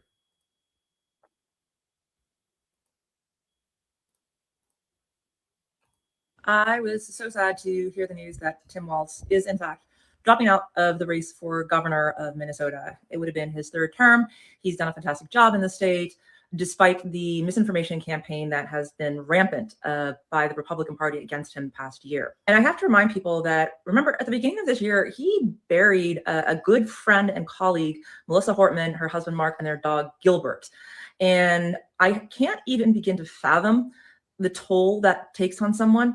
The Hortmans were murdered in their own home by a right-wing zealot. And Governor Walz has young children. He has his dog Scout. He has his wife. And that sort of concern is something that everybody in elected office, especially Democrats, is thinking about these days, because they're not just putting their own lives on the line to stand up to Donald Trump. They're also putting the lives of their children and their spouses and even their dogs on the line by standing up to Trump. And so I completely understand and support Governor Walz in his decision not to run for a third term. Now, it hasn't been announced formally yet, but everybody is saying that Amy Klobuchar is going to run in his stead to be the next governor of Minnesota. She's incredibly popular in the state and will almost certainly win, making her the first woman governor of the state of Minnesota. I'm a little disappointed personally because I've always said for the longest time that I wanted her to be the next Senate Majority Leader. She is one of the most effective senators in the country year after year, but congratulations to Minnesota if that happens, because she will be a kick-ass governor. I was so sad to hear the news that Tim Walz is, in fact, dropping out. Okay. This Amy Cole. Okay, let me just let this finish. We just got a couple more and then we'll get into the Amy. Let's get here first. Apparently, Tim Walz is no longer seeking re-election as governor of Minnesota, and honestly, I don't blame him. Ever since he decided to be Kamala's VP, conservatives in this country have had the weirdest hate boner for the guy. Both politically speaking and in his personal life, the guy's had like a pretty squeaky clean record, and apparently that makes conservatives mad. Like the idea of a politician in his 60s that hasn't done anything evil yet just like enrages them, to the point to where Did he said a man in his 60s that didn't do anything evil? You mean like retiring from the National Guard right before they were going to be deployed? Pushing what they're calling gender affirming care on our children? Putting tampons in the boys' bathroom? What are you talking about doing nothing evil? See, this is what I'm talking about. These folks, they live in this alternate reality that none of us can see because we live in the real world. That's how these folks are able to come up with this nonsense. A man who's never done anything evil up until his 60s. You're just choosing to be willfully stupid and willfully uninformed. But let's let them continue. Shout out to our sister Starte Jones in the building. Much love to you, my sister Queen. Thank you for being here. Let's continue. Since like Kamala lies, people have just been like making shit up about. I don't know if some of you remember, but like I think it was last year or like the tail end of 2024. People were just straight up making lies about Tim Walz being a predator and like preying on like one of the kids that he used to coach. Complete bullshit. And then how do you know that? How do you know that it's complete bull stuff? You're just making an assumption that it's complete bullshit, right? Because let's put the shoe on the other foot. Put the shoe on the other foot. Let's say someone came out and say, I don't know, Trump did something to some kid. You guys would just run with it like you have been doing. With the Epstein files and all this other stuff. And this ain't me taking up for Trump. I'm just saying. People will ask the question, how do you know? And nobody cares to know. Nobody cares to even do the investigation. All they have to know is that he's in whatever documents that is heavily redacted that's just been released, negating all the Democrats that's in those documents as well. My point is this. You're making an assumption without any type of basis to your assumption. There's no evidence of that. Now, there might not be no evidence to support it, but just to come out of nowhere and say total bullshit as if you know for damn certain because you was there yourself, that right there, yeah, that kind of shows me you're one of those. Shout out to T. Thank you for being here, family. Much love to you. Shalom, shalom. Let's continue. You roll for that. That bottom lip is scaring me. It's gonna sop you up like a biscuit. You better be careful. You better be careful.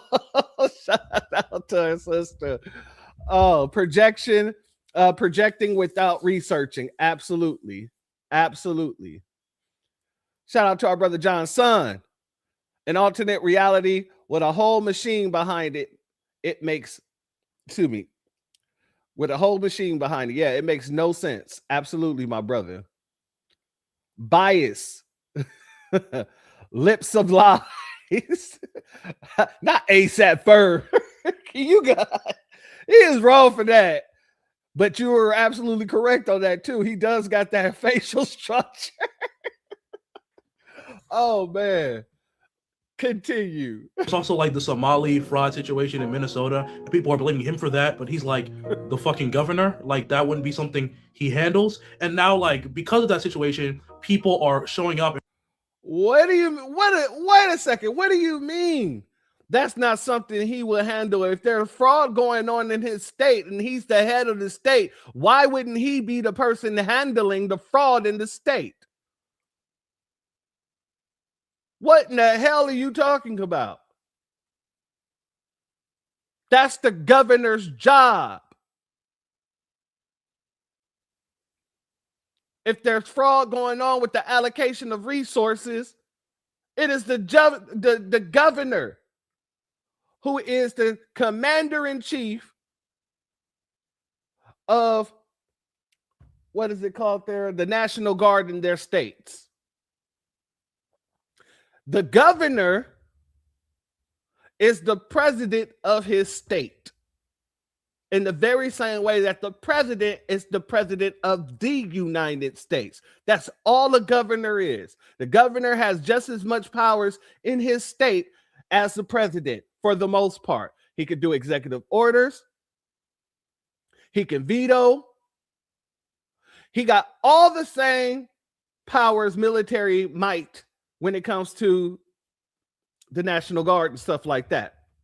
So what makes you think that the governor isn't supposed to be dealing with that theft of allocation of resources, theft of resources in period, in general? It makes absolutely no sense that you even said that dumb shit. I'm gonna be honest with you, that was 100% dumb. That was stupidity. That's somebody who's never taken a civics class, or he failed this civics class. Shout out to our good brother Eric Richardson in the building. Much love to you, family. Thank you for being here. That's what I'm getting to. A bagel nose tether. That's exactly what I'm getting. In front of his house and yelling like slurs to be like, everything bad in Minnesota is your fault, when Minnesota's like, I mean, it's a pretty good state. I don't blame him. I won't want to deal with all that political insanity either. It's better that he spends time with his family. And he's not really that impressive of a politician. He just does normal stuff. He doesn't treat people like shit. So, I mean, I guess that's a plus. It also looks like Amy Klobuchar might be governor because, you know, she's pretty popular in Minnesota and there's no one else who's going to run. So it makes sense. Apparently, Tim Walz is no longer. Like I said, family, a lot of these people be reading the script. I don't know what the hell he was talking about Minnesota being a pretty good state. Things like this wouldn't come out if it was a pretty good state. The fact that all these whistleblowers were silenced shows that this isn't a pretty good state in the way that you're saying. Let's go here to a Minnesotan and let her explain this. It is official. Governor Tim Walz has dropped out of the next governor's race. This would have been his third term as governor. Not no more. He has turned the page. On social media this morning, he left. Family, I ain't gonna lie, man. Her voice is annoying, but god dang it, she ate with that damn. He turned the page, because y'all remember when he was running, they were out there talking about turning the page, and how turning the page looked like bye-bye and all this other stuff. Yeah, I think she ate on that one. Let's go. I'm gonna run that back. Governor Tim Walz has dropped out of the next governor's race. This would have been his third term as governor. Not no more. He has turned the page. On social media this morning, he left a statement, which you can find that. It's very, very long. But he said basically, Minnesota has come first, always today. I'm proud of the work we've done to make Minnesota the best place to live in and raise kids. I've decided to step out of the race and let others worry about the election while I focus on the work. Yeah. And let's just, for everyone that's saying that Nick Shirley, the 23-year-old whose video went viral exposing all of this fraud, for everyone saying this was just Nick Shirley exposing this, no, it wasn't. There have been local journalists and people in Minnesota for years trying to expose this. I have it all on my page. There have been representatives, public officials trying to expose this for years. And by the way, if everything that he said was categorically false, Tim Walz wouldn't have to drop out of there. He wouldn't be doing that, but he is. This was almost our vice president. It is official. Family? Yeah, I know. That's what I was saying. I know the voice is irritating, but she brought some good information, like I said. And apparently she's been documenting it on her page for a while now. You know, she's using the voice box. You ain't right. Oh, Jesus. She was out here using what Nikki was using when she was talking to Tariq. Allegedly. All right. So now let's move on.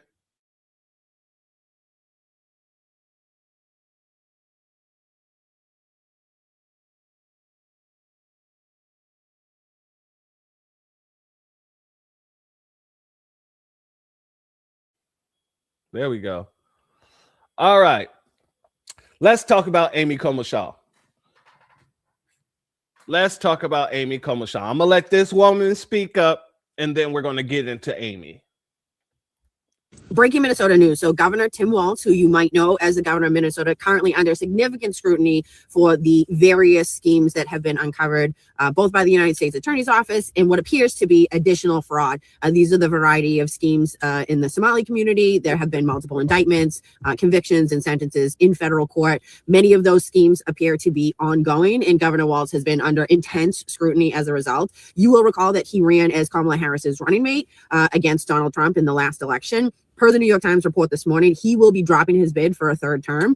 That's going to be announced today. And potentially Senator Amy Klobuchar, who's a United States Senator, not local senator. You may know her from having run in the Democratic primary in 2020 and subsequently dropping out, paving the way for Joe Biden to get the nomination. I actually like Amy Klobuchar very much. She's straightforward. She's not anything, fancy or special, but she's smart. She's intuitive. She's not flashy. And so I think it'll be an interesting race. I don't know enough about Minnesota politics, about who's going to be running on the Republican ticket, but I think it's going to be interesting because it will be a real race. What that does do is that she's likely going to have to give up her Senate seat, which is an interesting question. That's always a question about whether if you have somebody who's a sitting senator and you want them to run for another position, you need to ensure that that Senate seat goes to your party. That's sort of the behind the scenes calculations that they're making. So I expect Tim Walz will be dropping out today. I don't know if Amy Klobuchar will be stepping in his stead as of today, but she may be. I will keep you posted. Remember, I'm Catherine Loftus. Note my objection. Have a fucking happy Monday. Back to school. Now, family, you seeing all these Nabisco women who are bullish on Amy Klobuchar, and they're not the only ones. The Democratic Party, as we saw in the video earlier, the Democratic Party is quite bullish on Amy Klobuchar. As a matter of fact, they are. Let's get into this article a little bit. Let's do that. Minnesota Governor Tim Walz stunning decision to drop his re-election bid is raising speculations that Senator Amy Klobuchar, D out of Minnesota, Democrat, may run for the seat, thrilling members of her party. Thrilled them. At a time when they find themselves ensnared in a growing political scandal over widespread fraud.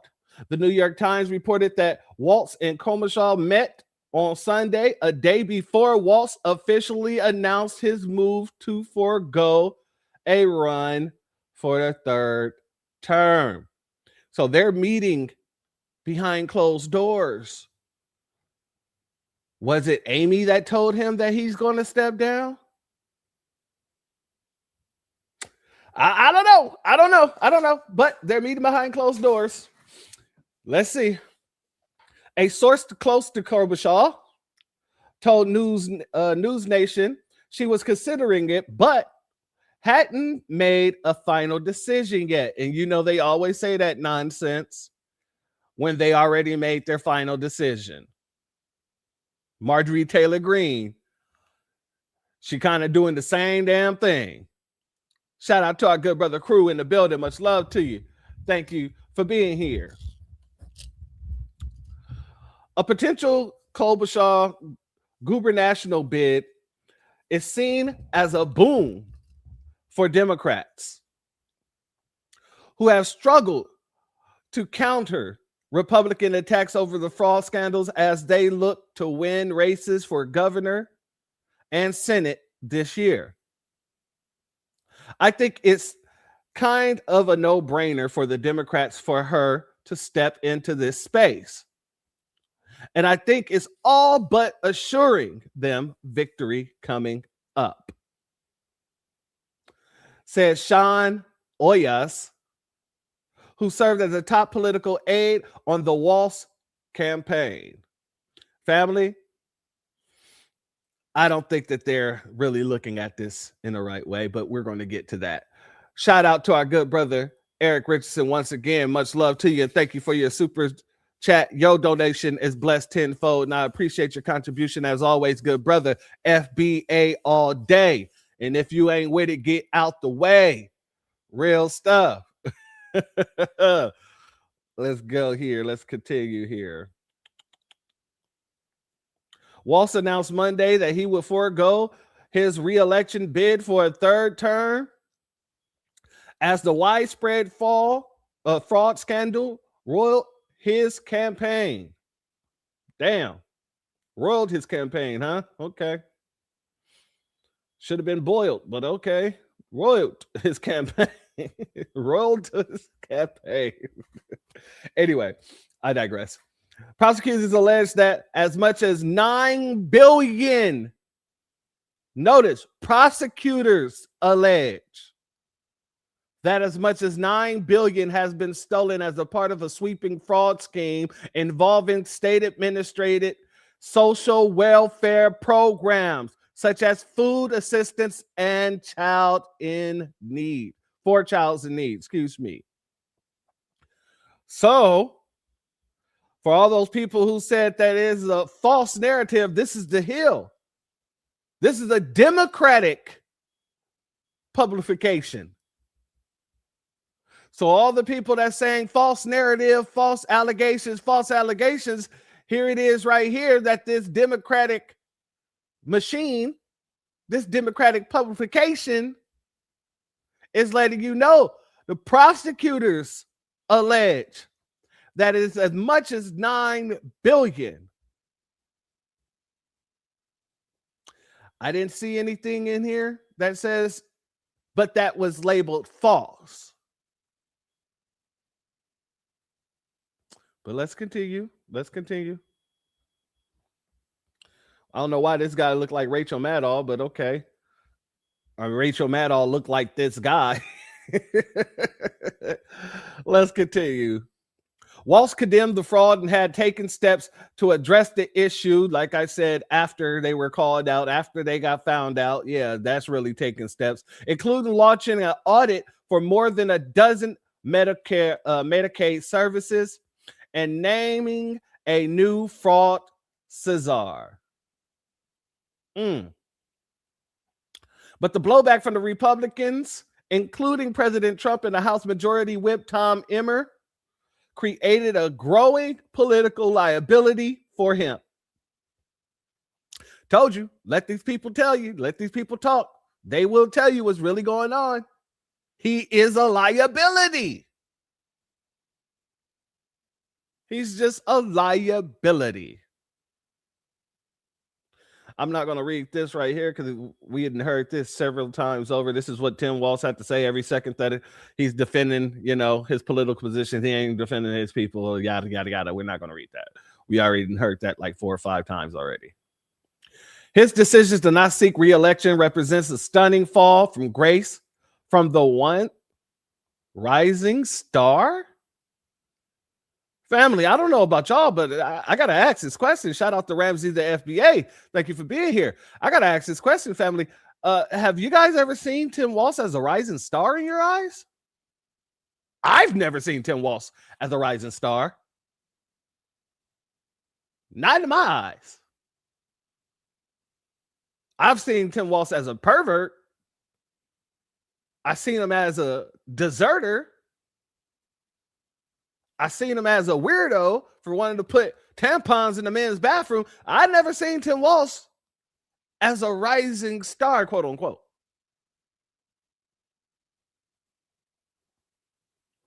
Who came to national prominence when he was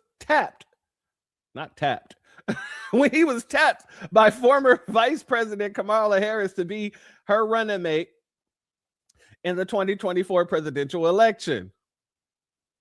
It also clears a potential path for Klobuchar, a 4-year term senator who ran for the Democratic nomination for president in 2020.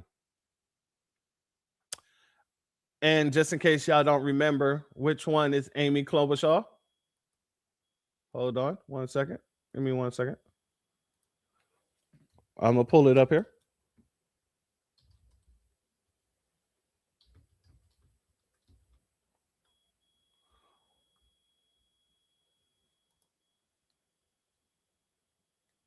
This is Amy Klobuchar.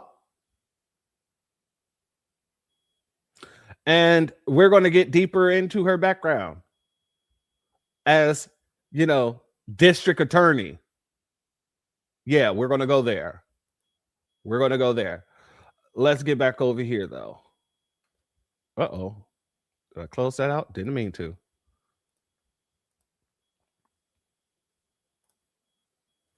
All right. Now, where was I? So it's cool. The source close to Klobuchar told News Nation she has been getting a lot of outreach encouraging her to run for governor.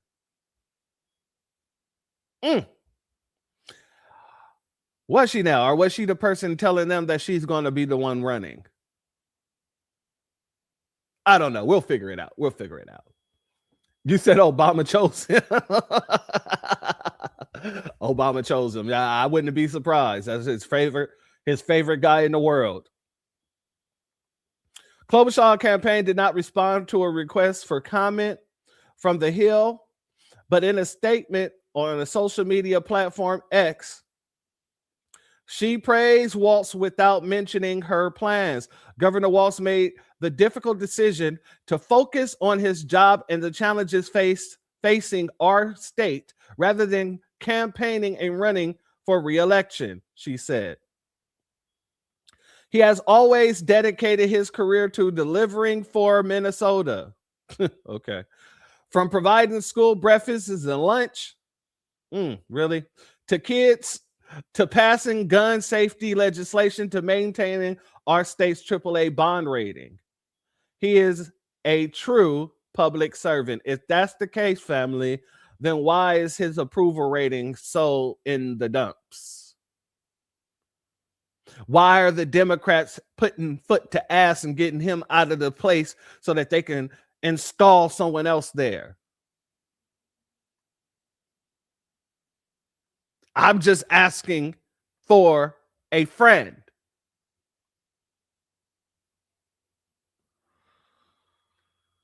Let's finish this off.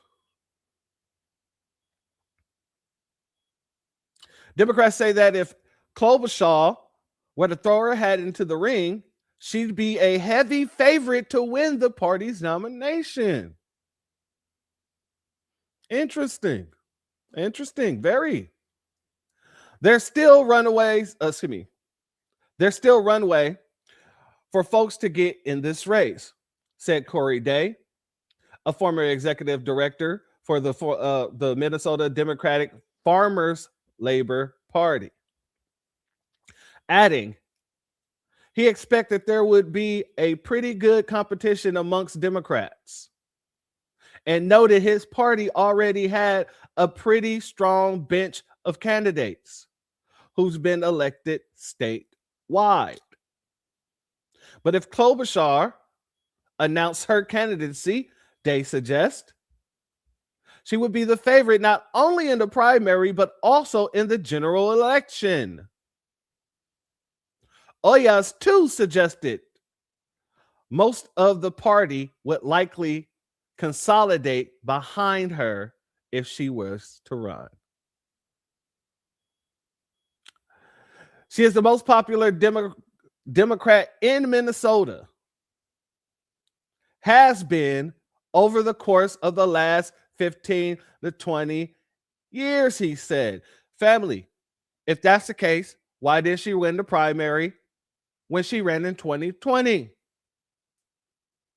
If she's the most popular in Minnesota, why in the hell didn't she win the nomination in 2020? Don't worry, family. I'll get to it. We're going to get there.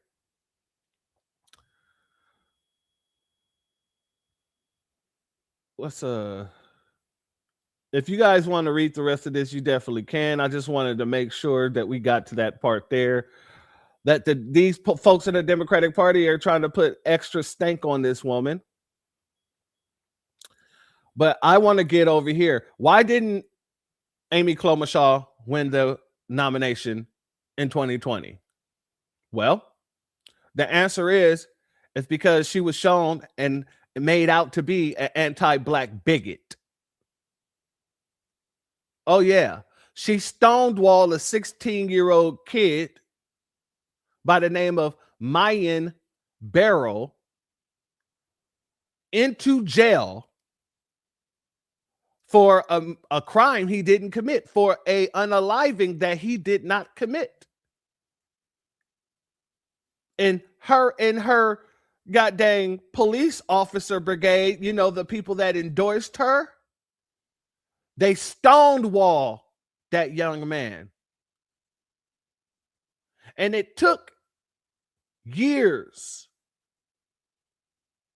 for Mayan to get his day in court, even though the Supreme Court tossed out the guilty verdict on the situation because of the fact that he wasn't read his Mirandas. Amy Klobuchar decides to come back once again and make it known that she's going to once again charge him with the crime that he did not commit. We're going to go here, family. Let's go. You may not know his name, but Mayan Burrell's 17-year-old case has become a national storyline in the presidential election. It is now under scrutiny after Senator Amy Klobuchar initially took credit for making sure the killer of 11-year-old Tyisha Edwards was put behind bars. After a year-long investigation, the Associated Press says the case was flawed. Mayan, just 16 years old at the time, has maintained his innocence. And so we went to the Minnesota Correctional Facility Stillwater in Minneapolis to hear from Mayan firsthand. Who told you that I was up in the car about people? How could a lot of people tell you something that is not true? So that's a false accusation. New explosive excerpts from interrogation video in the controversial case of Mayan Burrell. That's your job, to make sure the justice is served. You know what I'm saying? So make sure that justice is served. I know for a fact that I didn't do anything, so I'm not really worried about anything. His arrest and conviction is one Senator Amy Klobuchar has brought back into the public consciousness, initially wearing it as a badge of honor as it relates to her tough-on-crime reputation and her efforts to bring justice for shooting victims in the African-American community. My job is to hold people accountable when they break the law. But here in her state of Minnesota, an ugly scar, exposed and time-tested, lingering like an open wound, a constant reminder of the gaping hole a stray bullet left in this community back in November of 2002 after it penetrated this home across the street. Inside, an 11-year-old little girl named Tyisha Edwards doing her homework at the dining room table. And I ran in, tried to call 911. I didn't know if I should do CPR or not. I just knew she was laying on the floor. And then when they brought her out, she was passed away. Outrage erupted in the black community with mounting pressure on the police department to find her killer. It was an 11-year-old girl that was hit with a stray bullet, right? And so there was a lot of concern in the community that justice was served. The killing was so senseless. So I think it had reached a point at that time where, you know, there just needed to be justice, and there needed to be fast justice. 4 days after Tyisha's death, police said they tracked down her killer. 16-year-old gang member Mayan Burrell fired a gunshot into their home. A bullet hit Tyisha in the chest. That was 17 years ago. To this day, Mayan Burrell, now almost 34 years old, says he didn't do it. Mayan, a lot of people say that they're innocent. Why should people believe you? Now, family, this is from 2020. This is from literally 2020. I want to make sure that everyone understands that this wasn't that long ago. But let's continue. Always let people know that I was innocent. It's just now that I have a voice, but it's not about what I tell people to make them believe, but what people can see for themselves.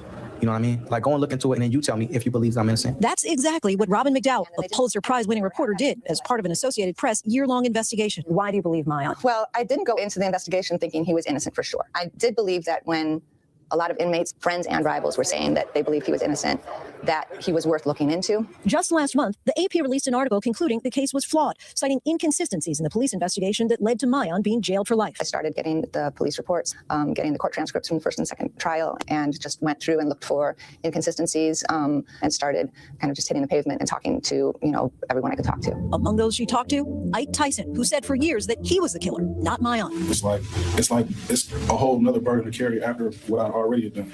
I already shot an innocent girl. Now an innocent guy, at the time he was a kid, is locked up for something he didn't do. So it's like, I'm carrying.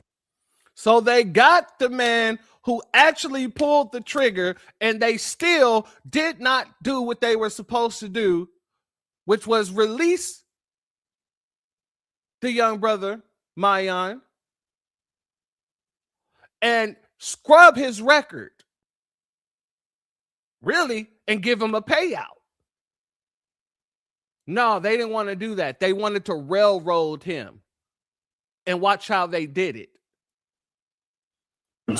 Without a gun, fingerprints, or DNA, the case against Mayan largely relied on testimony from a teen rival who changed his story several times about who he said he saw at the crime scene. He has since died. The investigation questioned police tactics caught on camera. You know, if I knew anything, I'd say, yeah, sure, no. All right. I just need some names of who was across that street. I just signed out $1,000 about 2 hours ago, and I can keep signing until I get that names, and I'll take it from there. And no one will ever see or know where it came from. Where an investigator offers $500 for names of potential suspects, even for hearsay from someone who said he knew nothing about the crime. Family, tell me this is not railroading. Tell me this isn't railroading. Exactly, my sister. It's just plain evil. It is just plain evil. These folks are trying to buy someone's testimony. They're trying to buy someone's statement. This man said he knew nothing about it. This man tried to give him $500 to lie. And this was admissible in court? Nobody saw this?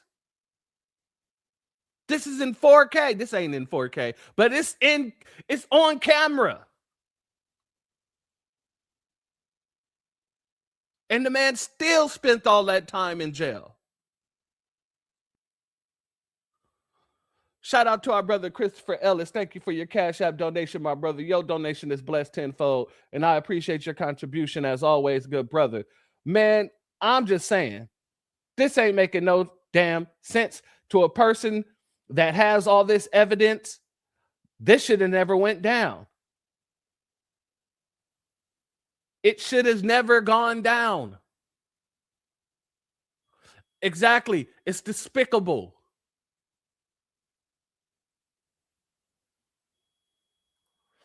Exactly, my sister. You are absolutely right, Black Spider. He's black. That's good enough for them.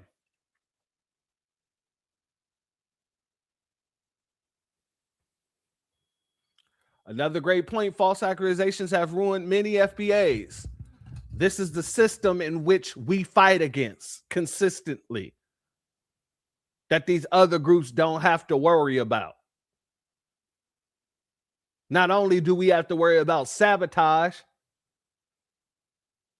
we got to worry about people just throwing cases on us when there is no evidence and there's evidence to the contrary.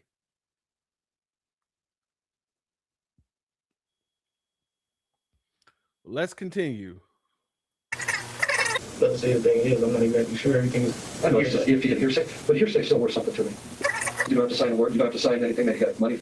Now understand what he just said. He said, I don't know nothing. I'm hearing things. And this man just said, I get it, but hearsay is still worth something to me. Family, in court, hearsay is not permitted. If anybody is deemed to be using hearsay, the judge will toss it out because hearsay is not admissible. But this man tells this guy, well, hearsay is still worth something to me.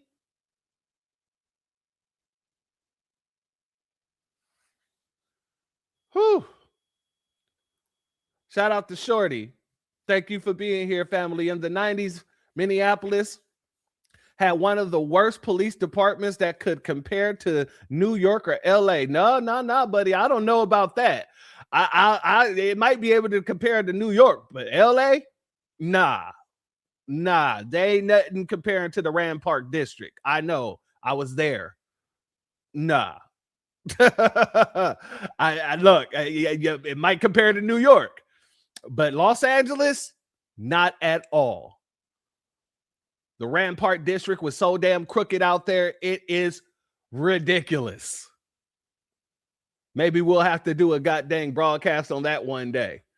But I believe you, though. Don't get me wrong, but I'm just saying, not with LA. It might be compared to New York. But LA, family, nah. Rand Park district was something vicious. But let's continue. Probably nothing. I don't know, I'm talking $200. Yeah, maybe $300-400. No. Is it better than that? See, I don't know what you know. If it's better than that, I can give, $500 a day.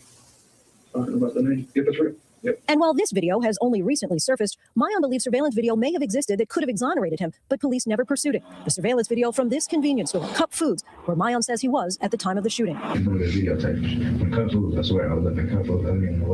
That's his alibi. Wouldn't it have been just as simple as finding the surveillance video at Cup convenience store? It should have been, especially when he said during his interrogation, go get the tapes. Like, there is no excuse in my mind at that point to not go pick up the surveillance tapes or to go talk to the alibi. He specifically gives the name of a girl, says I was with her, go talk to her. Yet nobody never goes talk to her. So those are two really kind of clear, open and shut things to me. If you're looking to, at both sides of the investigation, not just to find who's guilty, but to see if someone's innocent, you're going to investigate both sides. And you. Exactly. This young man not only had an alibi, but the store that he was in had surveillance tapes. And it was never investigated. They never went and spoke to the woman that he was with. They never even thought that the kid might be innocent. They wanted him to be guilty. And they was willing to pay people to make it so.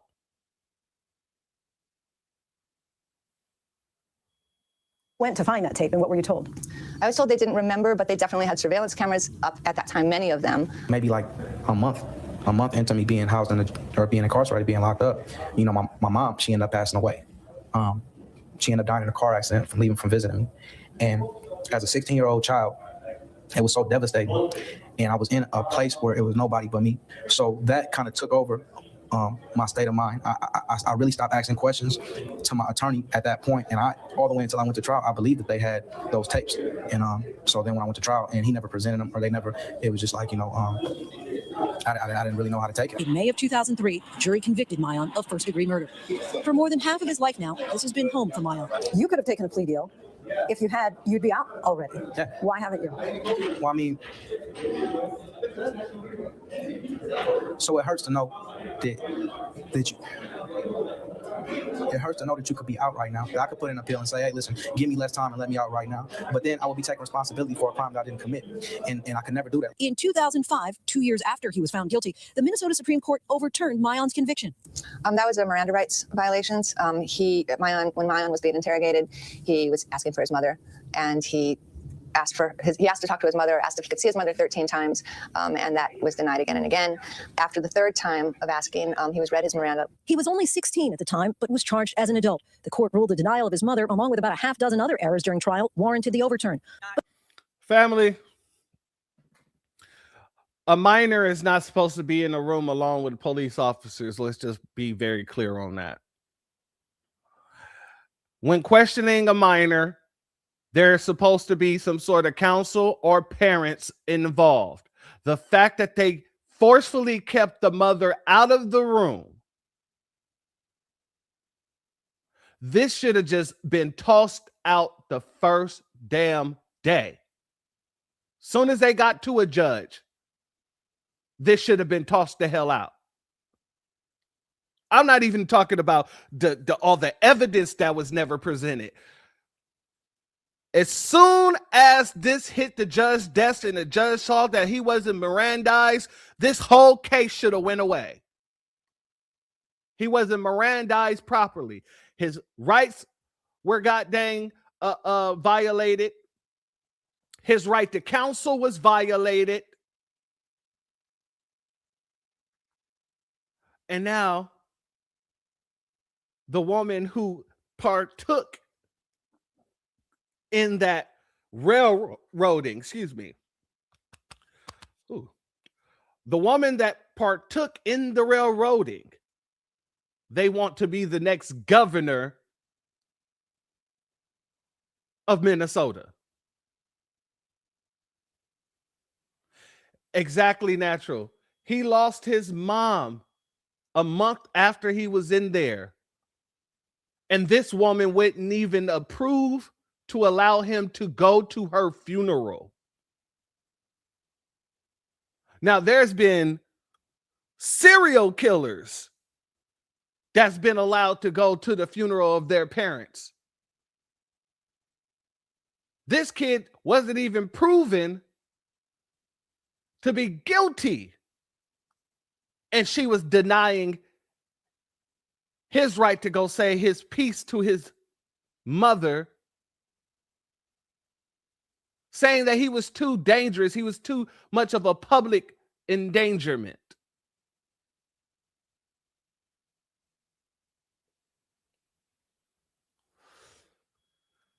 Yeah, this woman is a stone cold devil. And if she gets into Minnesota, I weep for Minnesota. If she becomes governor, I weep for Minnesota. Well, not for Minnesota, for foundational Black Americans in Minnesota. Because how do you think she's going to govern if this is how she was governing when she was a freaking DA?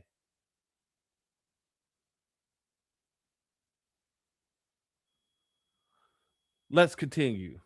The head prosecutor at that time, Hennepin County Attorney Amy Klobuchar, immediately vowed to retry Mayan, and in 2006 offered this justification for why Mayan wasn't allowed to see his mother. The police didn't want him to be able to compare notes, to be able to fabricate an alibi. Burrell. What the hell are you talking about? And you're a lawyer. You're the district attorney. What do you mean the police didn't want them to be able to compare notes, to fabricate an alibi? That is his counsel. That is his parents. She was supposed to be in the room when you was questioning him, regardless of what you wanted. Regardless of what the police wanted. That was his right. And that was her right because her son was still a minor.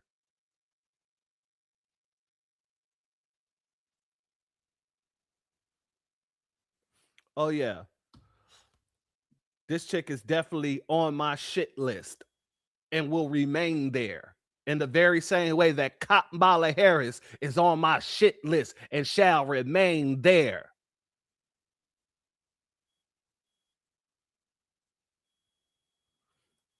Shout out to our brother Snatch Adams once again. Thank you for your super chat. Your donation is blessed tenfold, and I appreciate your contribution once more, my good brother. Whenever a Dem says they're tough on crime, it's a racist dog whistle to right-leaning, centrist, and disillusioned right-wingers that they hate Black people too.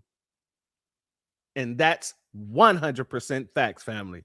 Thank you for your comment once again, my good brother. And you ain't lying. That's exactly what it is. Isn't that what Joe Biden did? That's exactly what Kamala did in California. And also here, Amy Klobuchar. But let's let it continue. County Attorney Amy Klobuchar immediately vowed to retry Mayan, and in 2006 offered this justification for why Mayan wasn't allowed to see his mother. The police didn't want him to be able to compare notes, to be able to fabricate an alibi. Burrell was tried again and found guilty by a judge in 2008, a conviction that has been upheld on appeal. By the time of his trial, Klobuchar had left the prosecutor's office for the U.S. Senate. Amy Klobuchar, the same district attorney, charged me not only once, but even after my conviction was overturned, she recharged me. She recharged me with first-degree murder. Never looked into the facts of the case. Never even addressed the misconduct that had taken place, and still put the... I got to pause there for a second, family. Even though the conviction was overturned, she retried him for first-degree murder. First-degree murder, you have to prove intent. How the hell do you prove intent when a stray bullet unalived this little girl? Rest in peace to her. But it was a stray bullet that hit this little girl. So how can you prove that there was intent there? Especially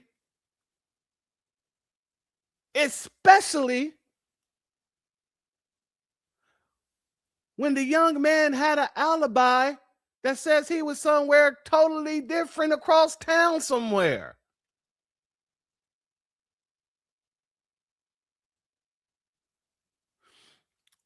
Family, these are your Democrats. When people are out here trying to tell us that the Democrats are fighting for Black people, this is Democrats.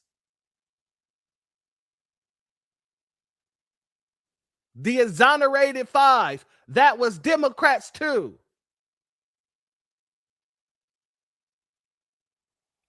We have several instances of a Democrat doing this to foundational Black Americans while sitting there and being the sweetest type of DA for all type of illegals, being the sweetest type of DA for all different immigrants.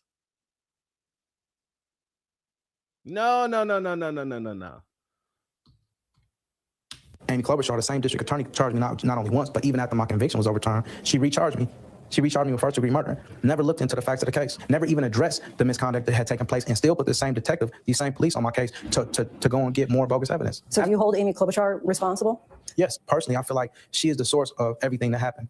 With her charging me, you never took the time to look into this case. You never took the time to go and actually see, is this true or is this false? And when she did that, I believe that she gave the police free reign and said, just bring me back a conviction, secure me a conviction. And that's what they did by any means necessary. But her response has been, look, he's been tried twice. He's been convicted twice. The second time, I didn't have anything to do with that. She charged me both times. She didn't try me. She didn't even try me the first time. She just played a big part in securing a conviction by getting on TV. Every time I went to court or anytime something took place, she went on TV or she went in the newspaper and said, this is what she's going to do to me. The case of Taisha Edwards is one Klobuchar has touted as a success again and again in her book, The Senator Next Door, and in 2006 during her campaign for the U.S. Senate, showing how she got justice for African-American victims of violence. When our little girl, Taisha, was murdered, Amy saw to it that those gang members were put away. Minnesota's police have also endorsed Amy Klobuchar. Trust their word. She even brought it up just this past September on the debate stage as a candidate for president of the United States. The ACLU's legal director in Minnesota has said that you showed no interest in racial justice. Do you wish now that you had done more? That's not my record. The cases that came to us, African-American community that came to us, they said there was no justice for their little kids. There was a kid named Byron Phillips that was shot on his front porch. No one had bothered to figure out who did it. When I came into that office, we worked with the community groups, we put up billboards, we found the shooter, and we put him in jail. Now, family, she's saying all this knowing that they omitted evidence. She's saying all this knowing that this kid had an alibi. She's saying all this knowing that most of the people who look at the case say, yeah, there's something fishy going on here.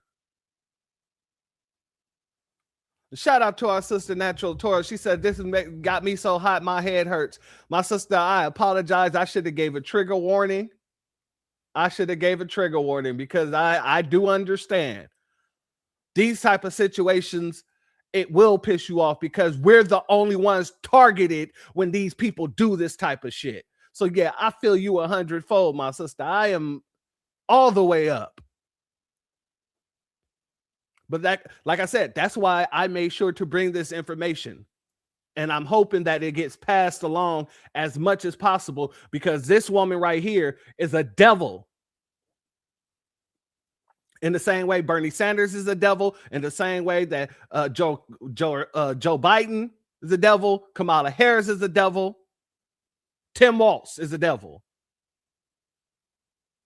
Trump is the devil. All of y'all are devils, but I'm talking about this woman more specifically because of all the devilish deeds that she has done while she was DA. Sounds like Kamala, don't it? Don't it sound like Kamala? Kamala, she was DA. Well, she was DA, then AG. And they targeted the Black community. She targeted the Black community more specifically with draconian laws. These folks are mostly all the same. In the same way, this woman targeted the Black community. Joe Biden targeted the Black community. Kamala Harris targeted the Black community. And Obama didn't do nothing to protect the Black community while he was doing all kind of goodies and giveaways for all these other groups. The Top Hat community, even though their Holocaust didn't happen on this soil. With the Hispanics, he brought them DACA and all this other nonsense. Oh, yeah, we can't forget about Hillary Clinton and the Clinton family in general, but, you know, Hillary Clinton in the super predator situation. All these folks have been anti-Black for the longest.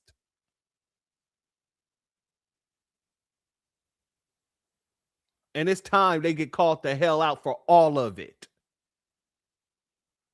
In the very same way she got called out when she was running in 2019. But let's let this continue. Did the same for the killer of a little girl named Taisha Edwards, who was doing her homework at her kitchen table and was shot through the window. I think that's the main point about Mayan in particular, right? Like, if you are going to hold this up as an example and something to be proud of, then this is a really bad example. And this is a nightmare of an example. Of all the cases I've looked at and have been interested, Mayan is the one that, to me, is the most clear cut. But there are others, and I may have focused on someone else if she hadn't been waving that flag. Amy Klobuchar, as the Hennepin County attorney, should have protected the rights of this juvenile and treated him with dignity and respect, rather than acting as if he was disposable. As a result of the AP investigation, just last month, a group of civil rights advocates, including members of Black Lives Matter Twin Cities, called for the senator to suspend her campaign for president. You have wrongs that need to be right. The head of the Minneapolis NAACP says justice was not served. 17 years of a lifetime sentence in prison for a crime that he did not commit. How are you so convinced? I'm so convinced because there was no evidence to convict him in the first place. There was no gun, there was no DNA. He has a solid alibi being at Cup School. The alibis have come forward. It was really based off of a rival gang member who basically said that he was the one who did it. And even if there's doubt and there's not certainty, I think that it's enough that we at least go back and review it. Amy Klobuchar, you have questions that need to be answered. How culpable do you think Amy Klobuchar is when it comes to Mayan Burrell? I think that she was the lead prosecutor at the time. I believe that she utilized this case to advance her political career, both as a senator and now doing her presidential campaign. And I think that she owes it. Every day that's going by is a life loss, is potential loss, is Mayan's life going down the drain, his time he could be spending with his family, his time he could be spending in life. And so Amy Klobuchar has a great debt to pay. In recent weeks, Senator Klobuchar has faced tough questions. I didn't know about this new evidence. How do you defend something like that to someone like me, who's the mother of a black boy, a black teenager? This case would be my worst nightmare. All of the evidence needs to be immediately reviewed in that case. Well, I wasn't aware of that information, the new information.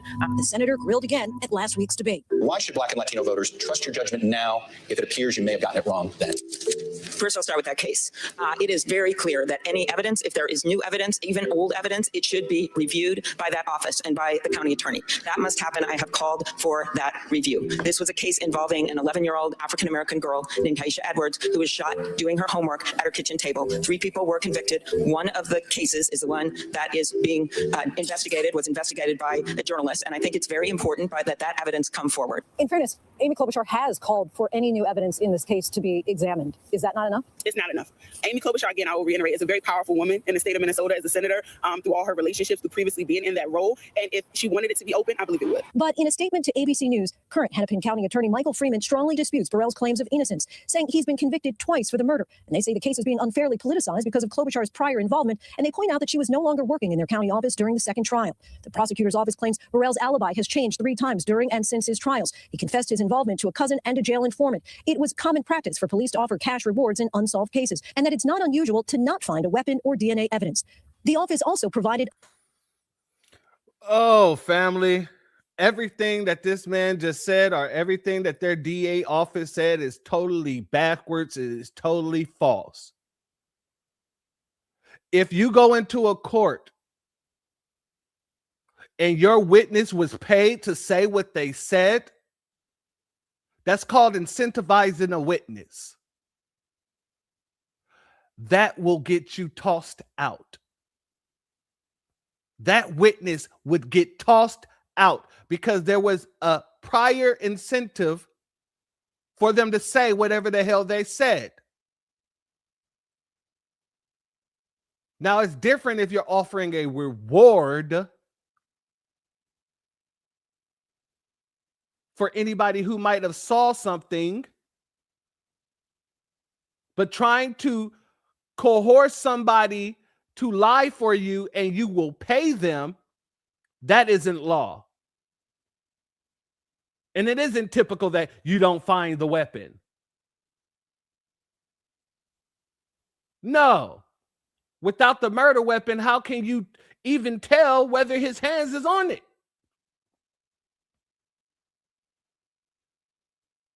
You see, these folks, they just say any old nonsensical bull stuff to cover their ass.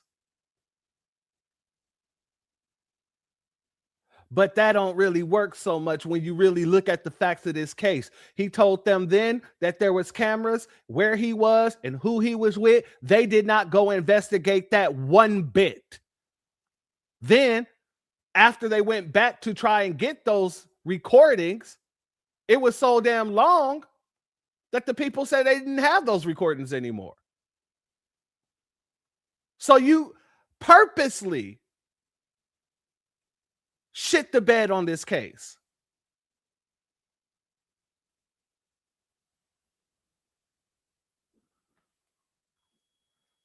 A video statement. We focus on facts. Mr. Burrell is represented by an attorney, and we've been working with that attorney for a year.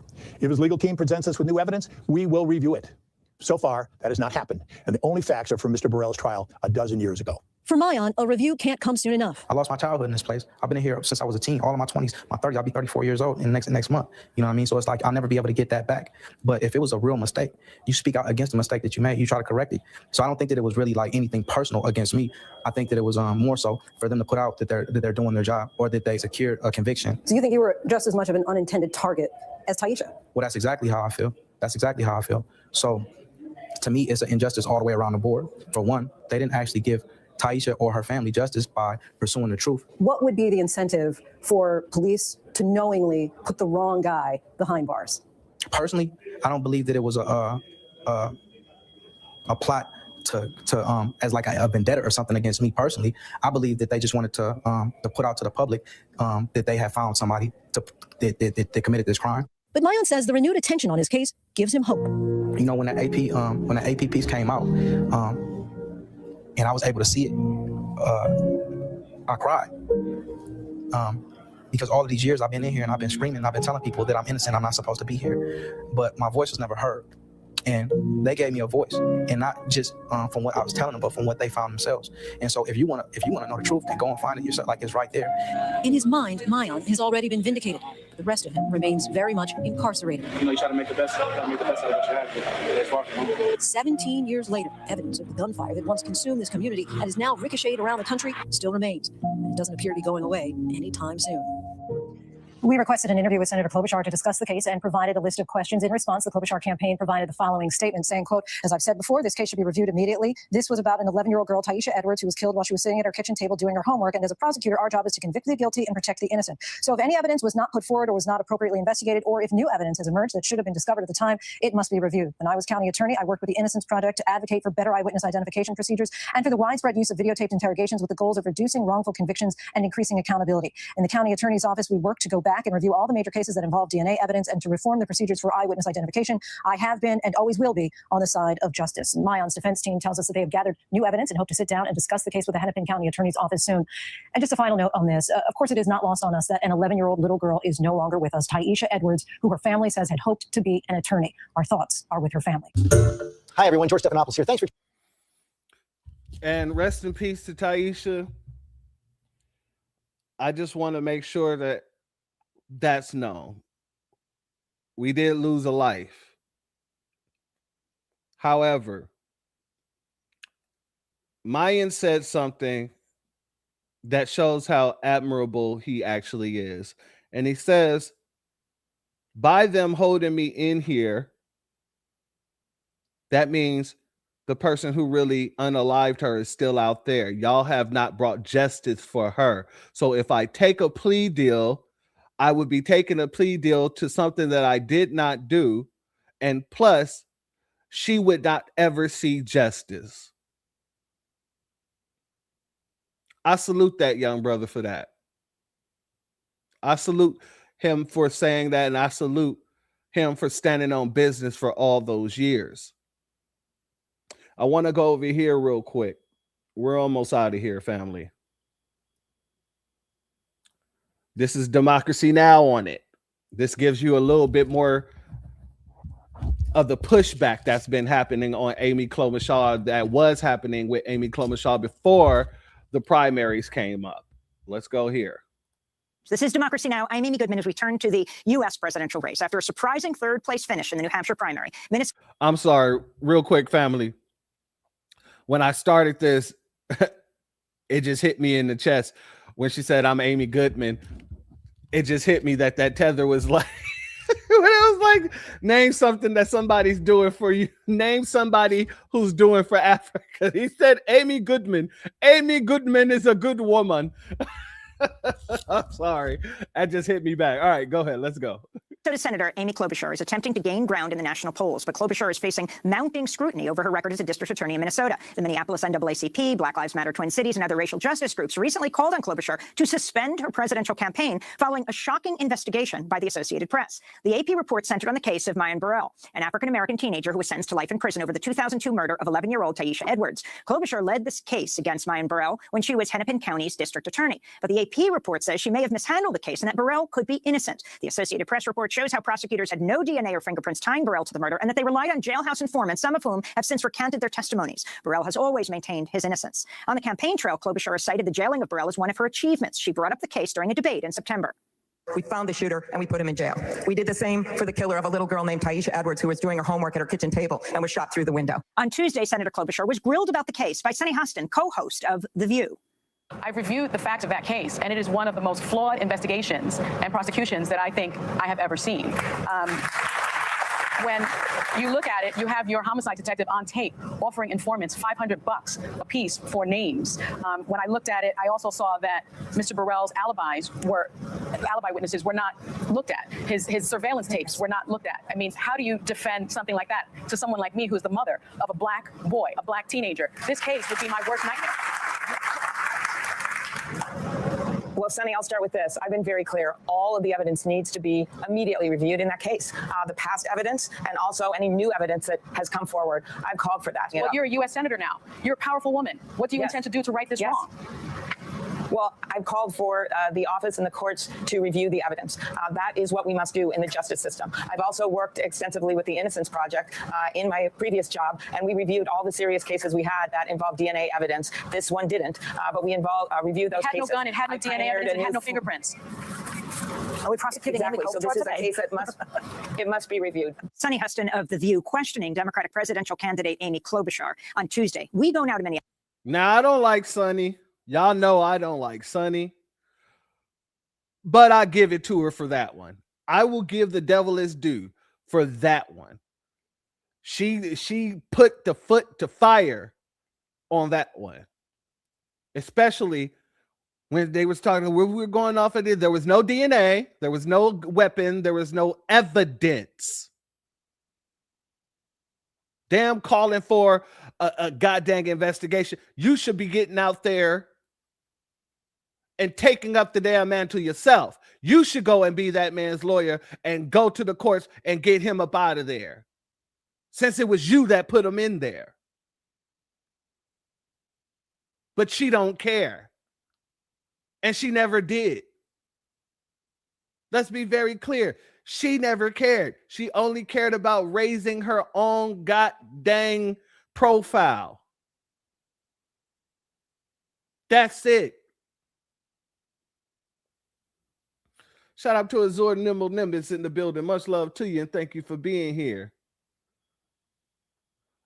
Hey, you know what? That is a whole nother can of worms. A whole nother can of worms. But you're correct on that. Shout out to you. Let's continue. Minneapolis, where we're joined by Nakima Levy-Armstrong, civil rights attorney, activist, head of the Racial Justice Network, former president of the Minneapolis chapter of the NAACP. So if you can talk more about the significance of this case. Now, very clearly, Senator Klobuchar brought it up herself to show how, her competence is putting people in jail who killed an 11-year-old child.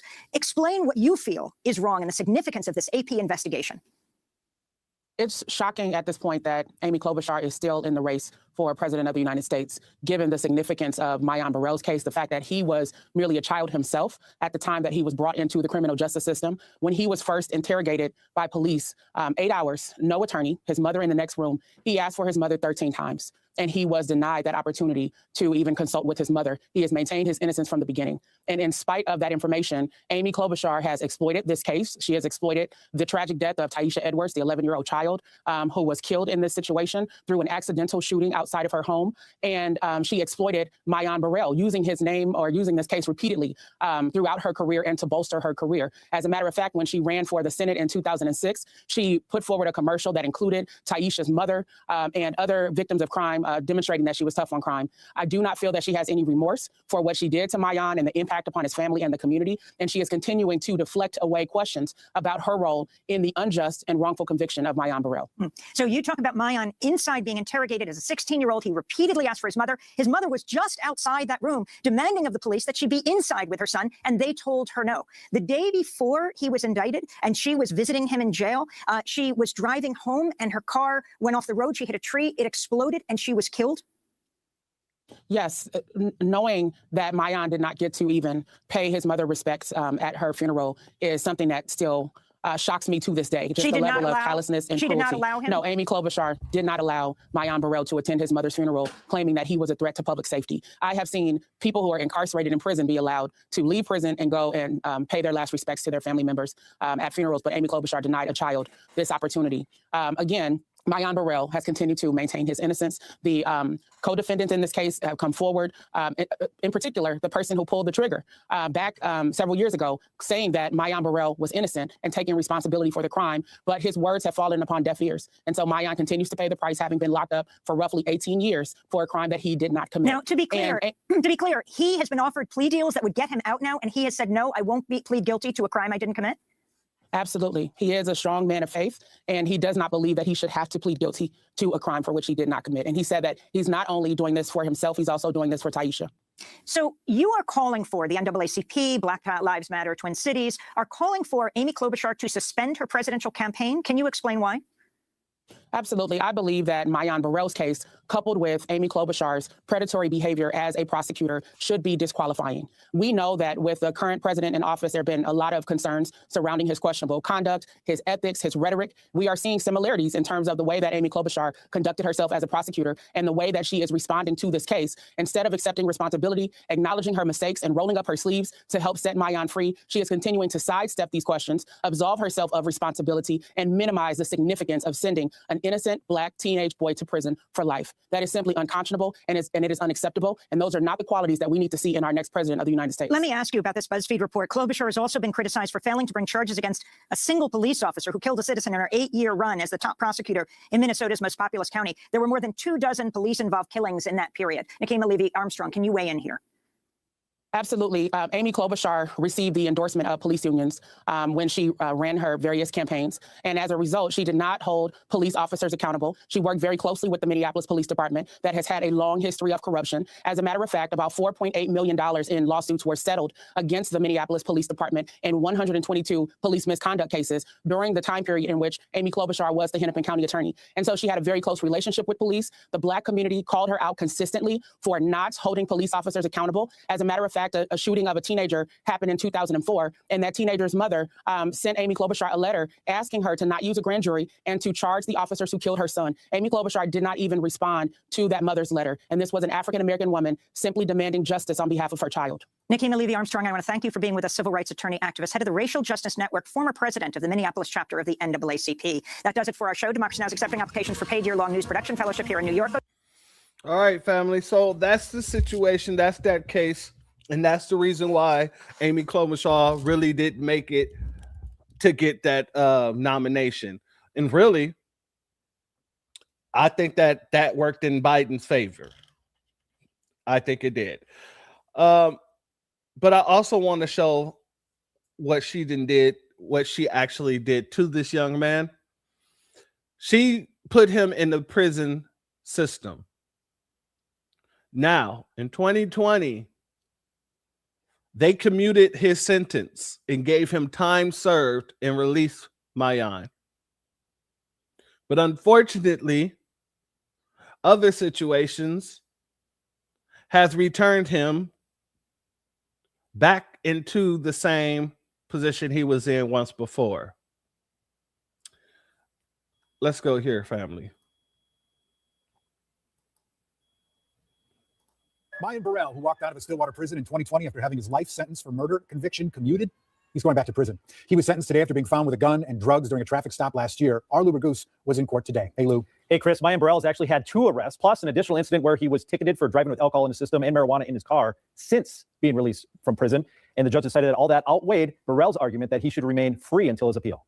He was released from prison and essentially granted a rare opportunity of a second chance.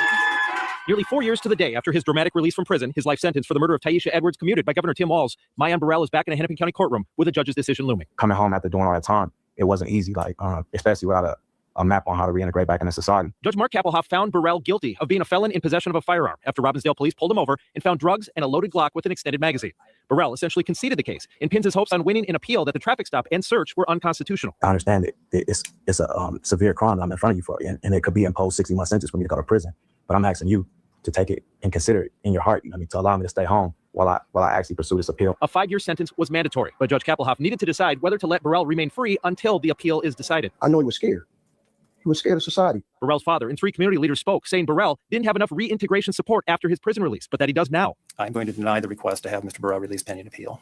Judge Kappelhoff, however, said charges stemming from 3 separate incidents are just too much. You chose this other path, and I don't fully understand that. And that path involves criminal activity that impacts and endangers public safety. And he decided to return Burrell to prison now. Now, this appeal could take up to 18 months. If Burrell happens to win the appeal, this gun case would be completely thrown out, and he would then be released from prison. Chris? All right, thank you, Luke. Mm-hmm. So that is the situation. And unfortunately, because of that woman's dirty damn deeds, because of that woman's dirty damn deeds, the young brother went into a situation where he had to survive. Then when he got out, he didn't have the resources to survive. And so he did what he thought he had to do, which was turn back to the street life. The fact of the matter is, none of this would have happened if she never would have took him away from his family in the first damn place. His mother wouldn't have been unalived. He wouldn't even have to worry about going back to jail because he wouldn't have been there. And if he did, it would be for something else. But the fact of the matter is this: you lied. You stonewalled a young man, a 16-year-old boy, into prison. And at the end of the day, you're responsible for everything that's happened to him since then. Everything. Including him going back into jail. You're responsible for everything that happened to him. That's what it is. So, if you're in Minnesota and you are a foundational Black American, when it comes down to casting your vote, you better damn well make sure it ain't going to be for her. Or you damn well might as well just throw all of you in prison as well.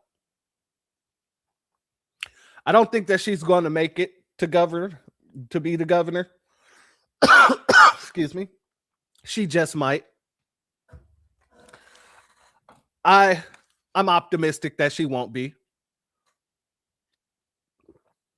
I'm optimistic that a lot of folks are really tired of the Democratic Party, including the folks in Minnesota. Now, I looked up the demographic of Minnesota and how many foundational Black Americans are out there are non-immigrant Blacks. And there's roughly about 400,000 foundational Black Americans out there. To the 400 thou wow. Let me say this.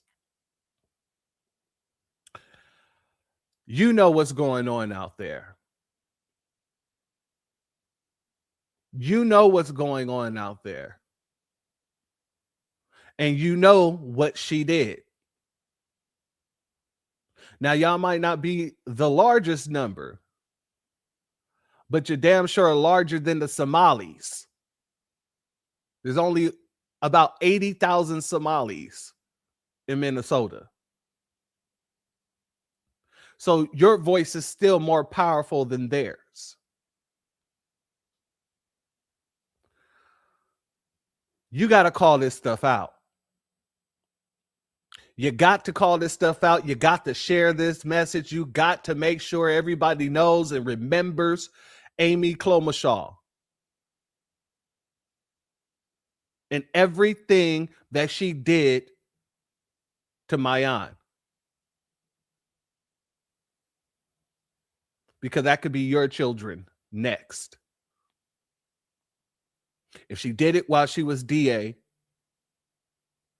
what kind of policies you think she's going to put into place if she becomes the governor?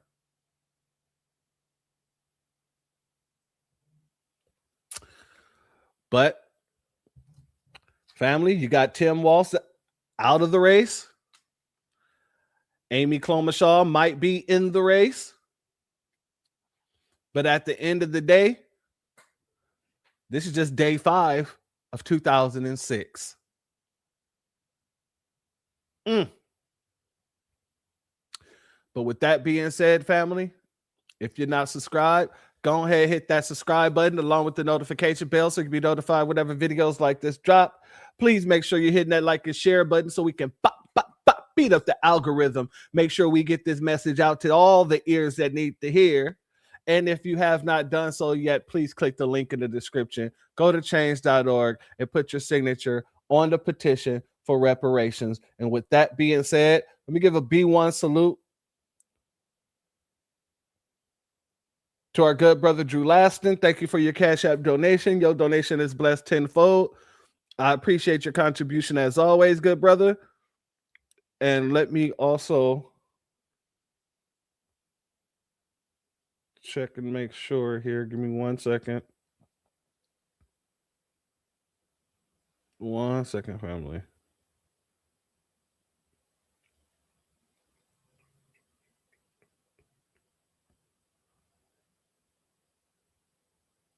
And shout out to Melvina Miles for your Cash App donation.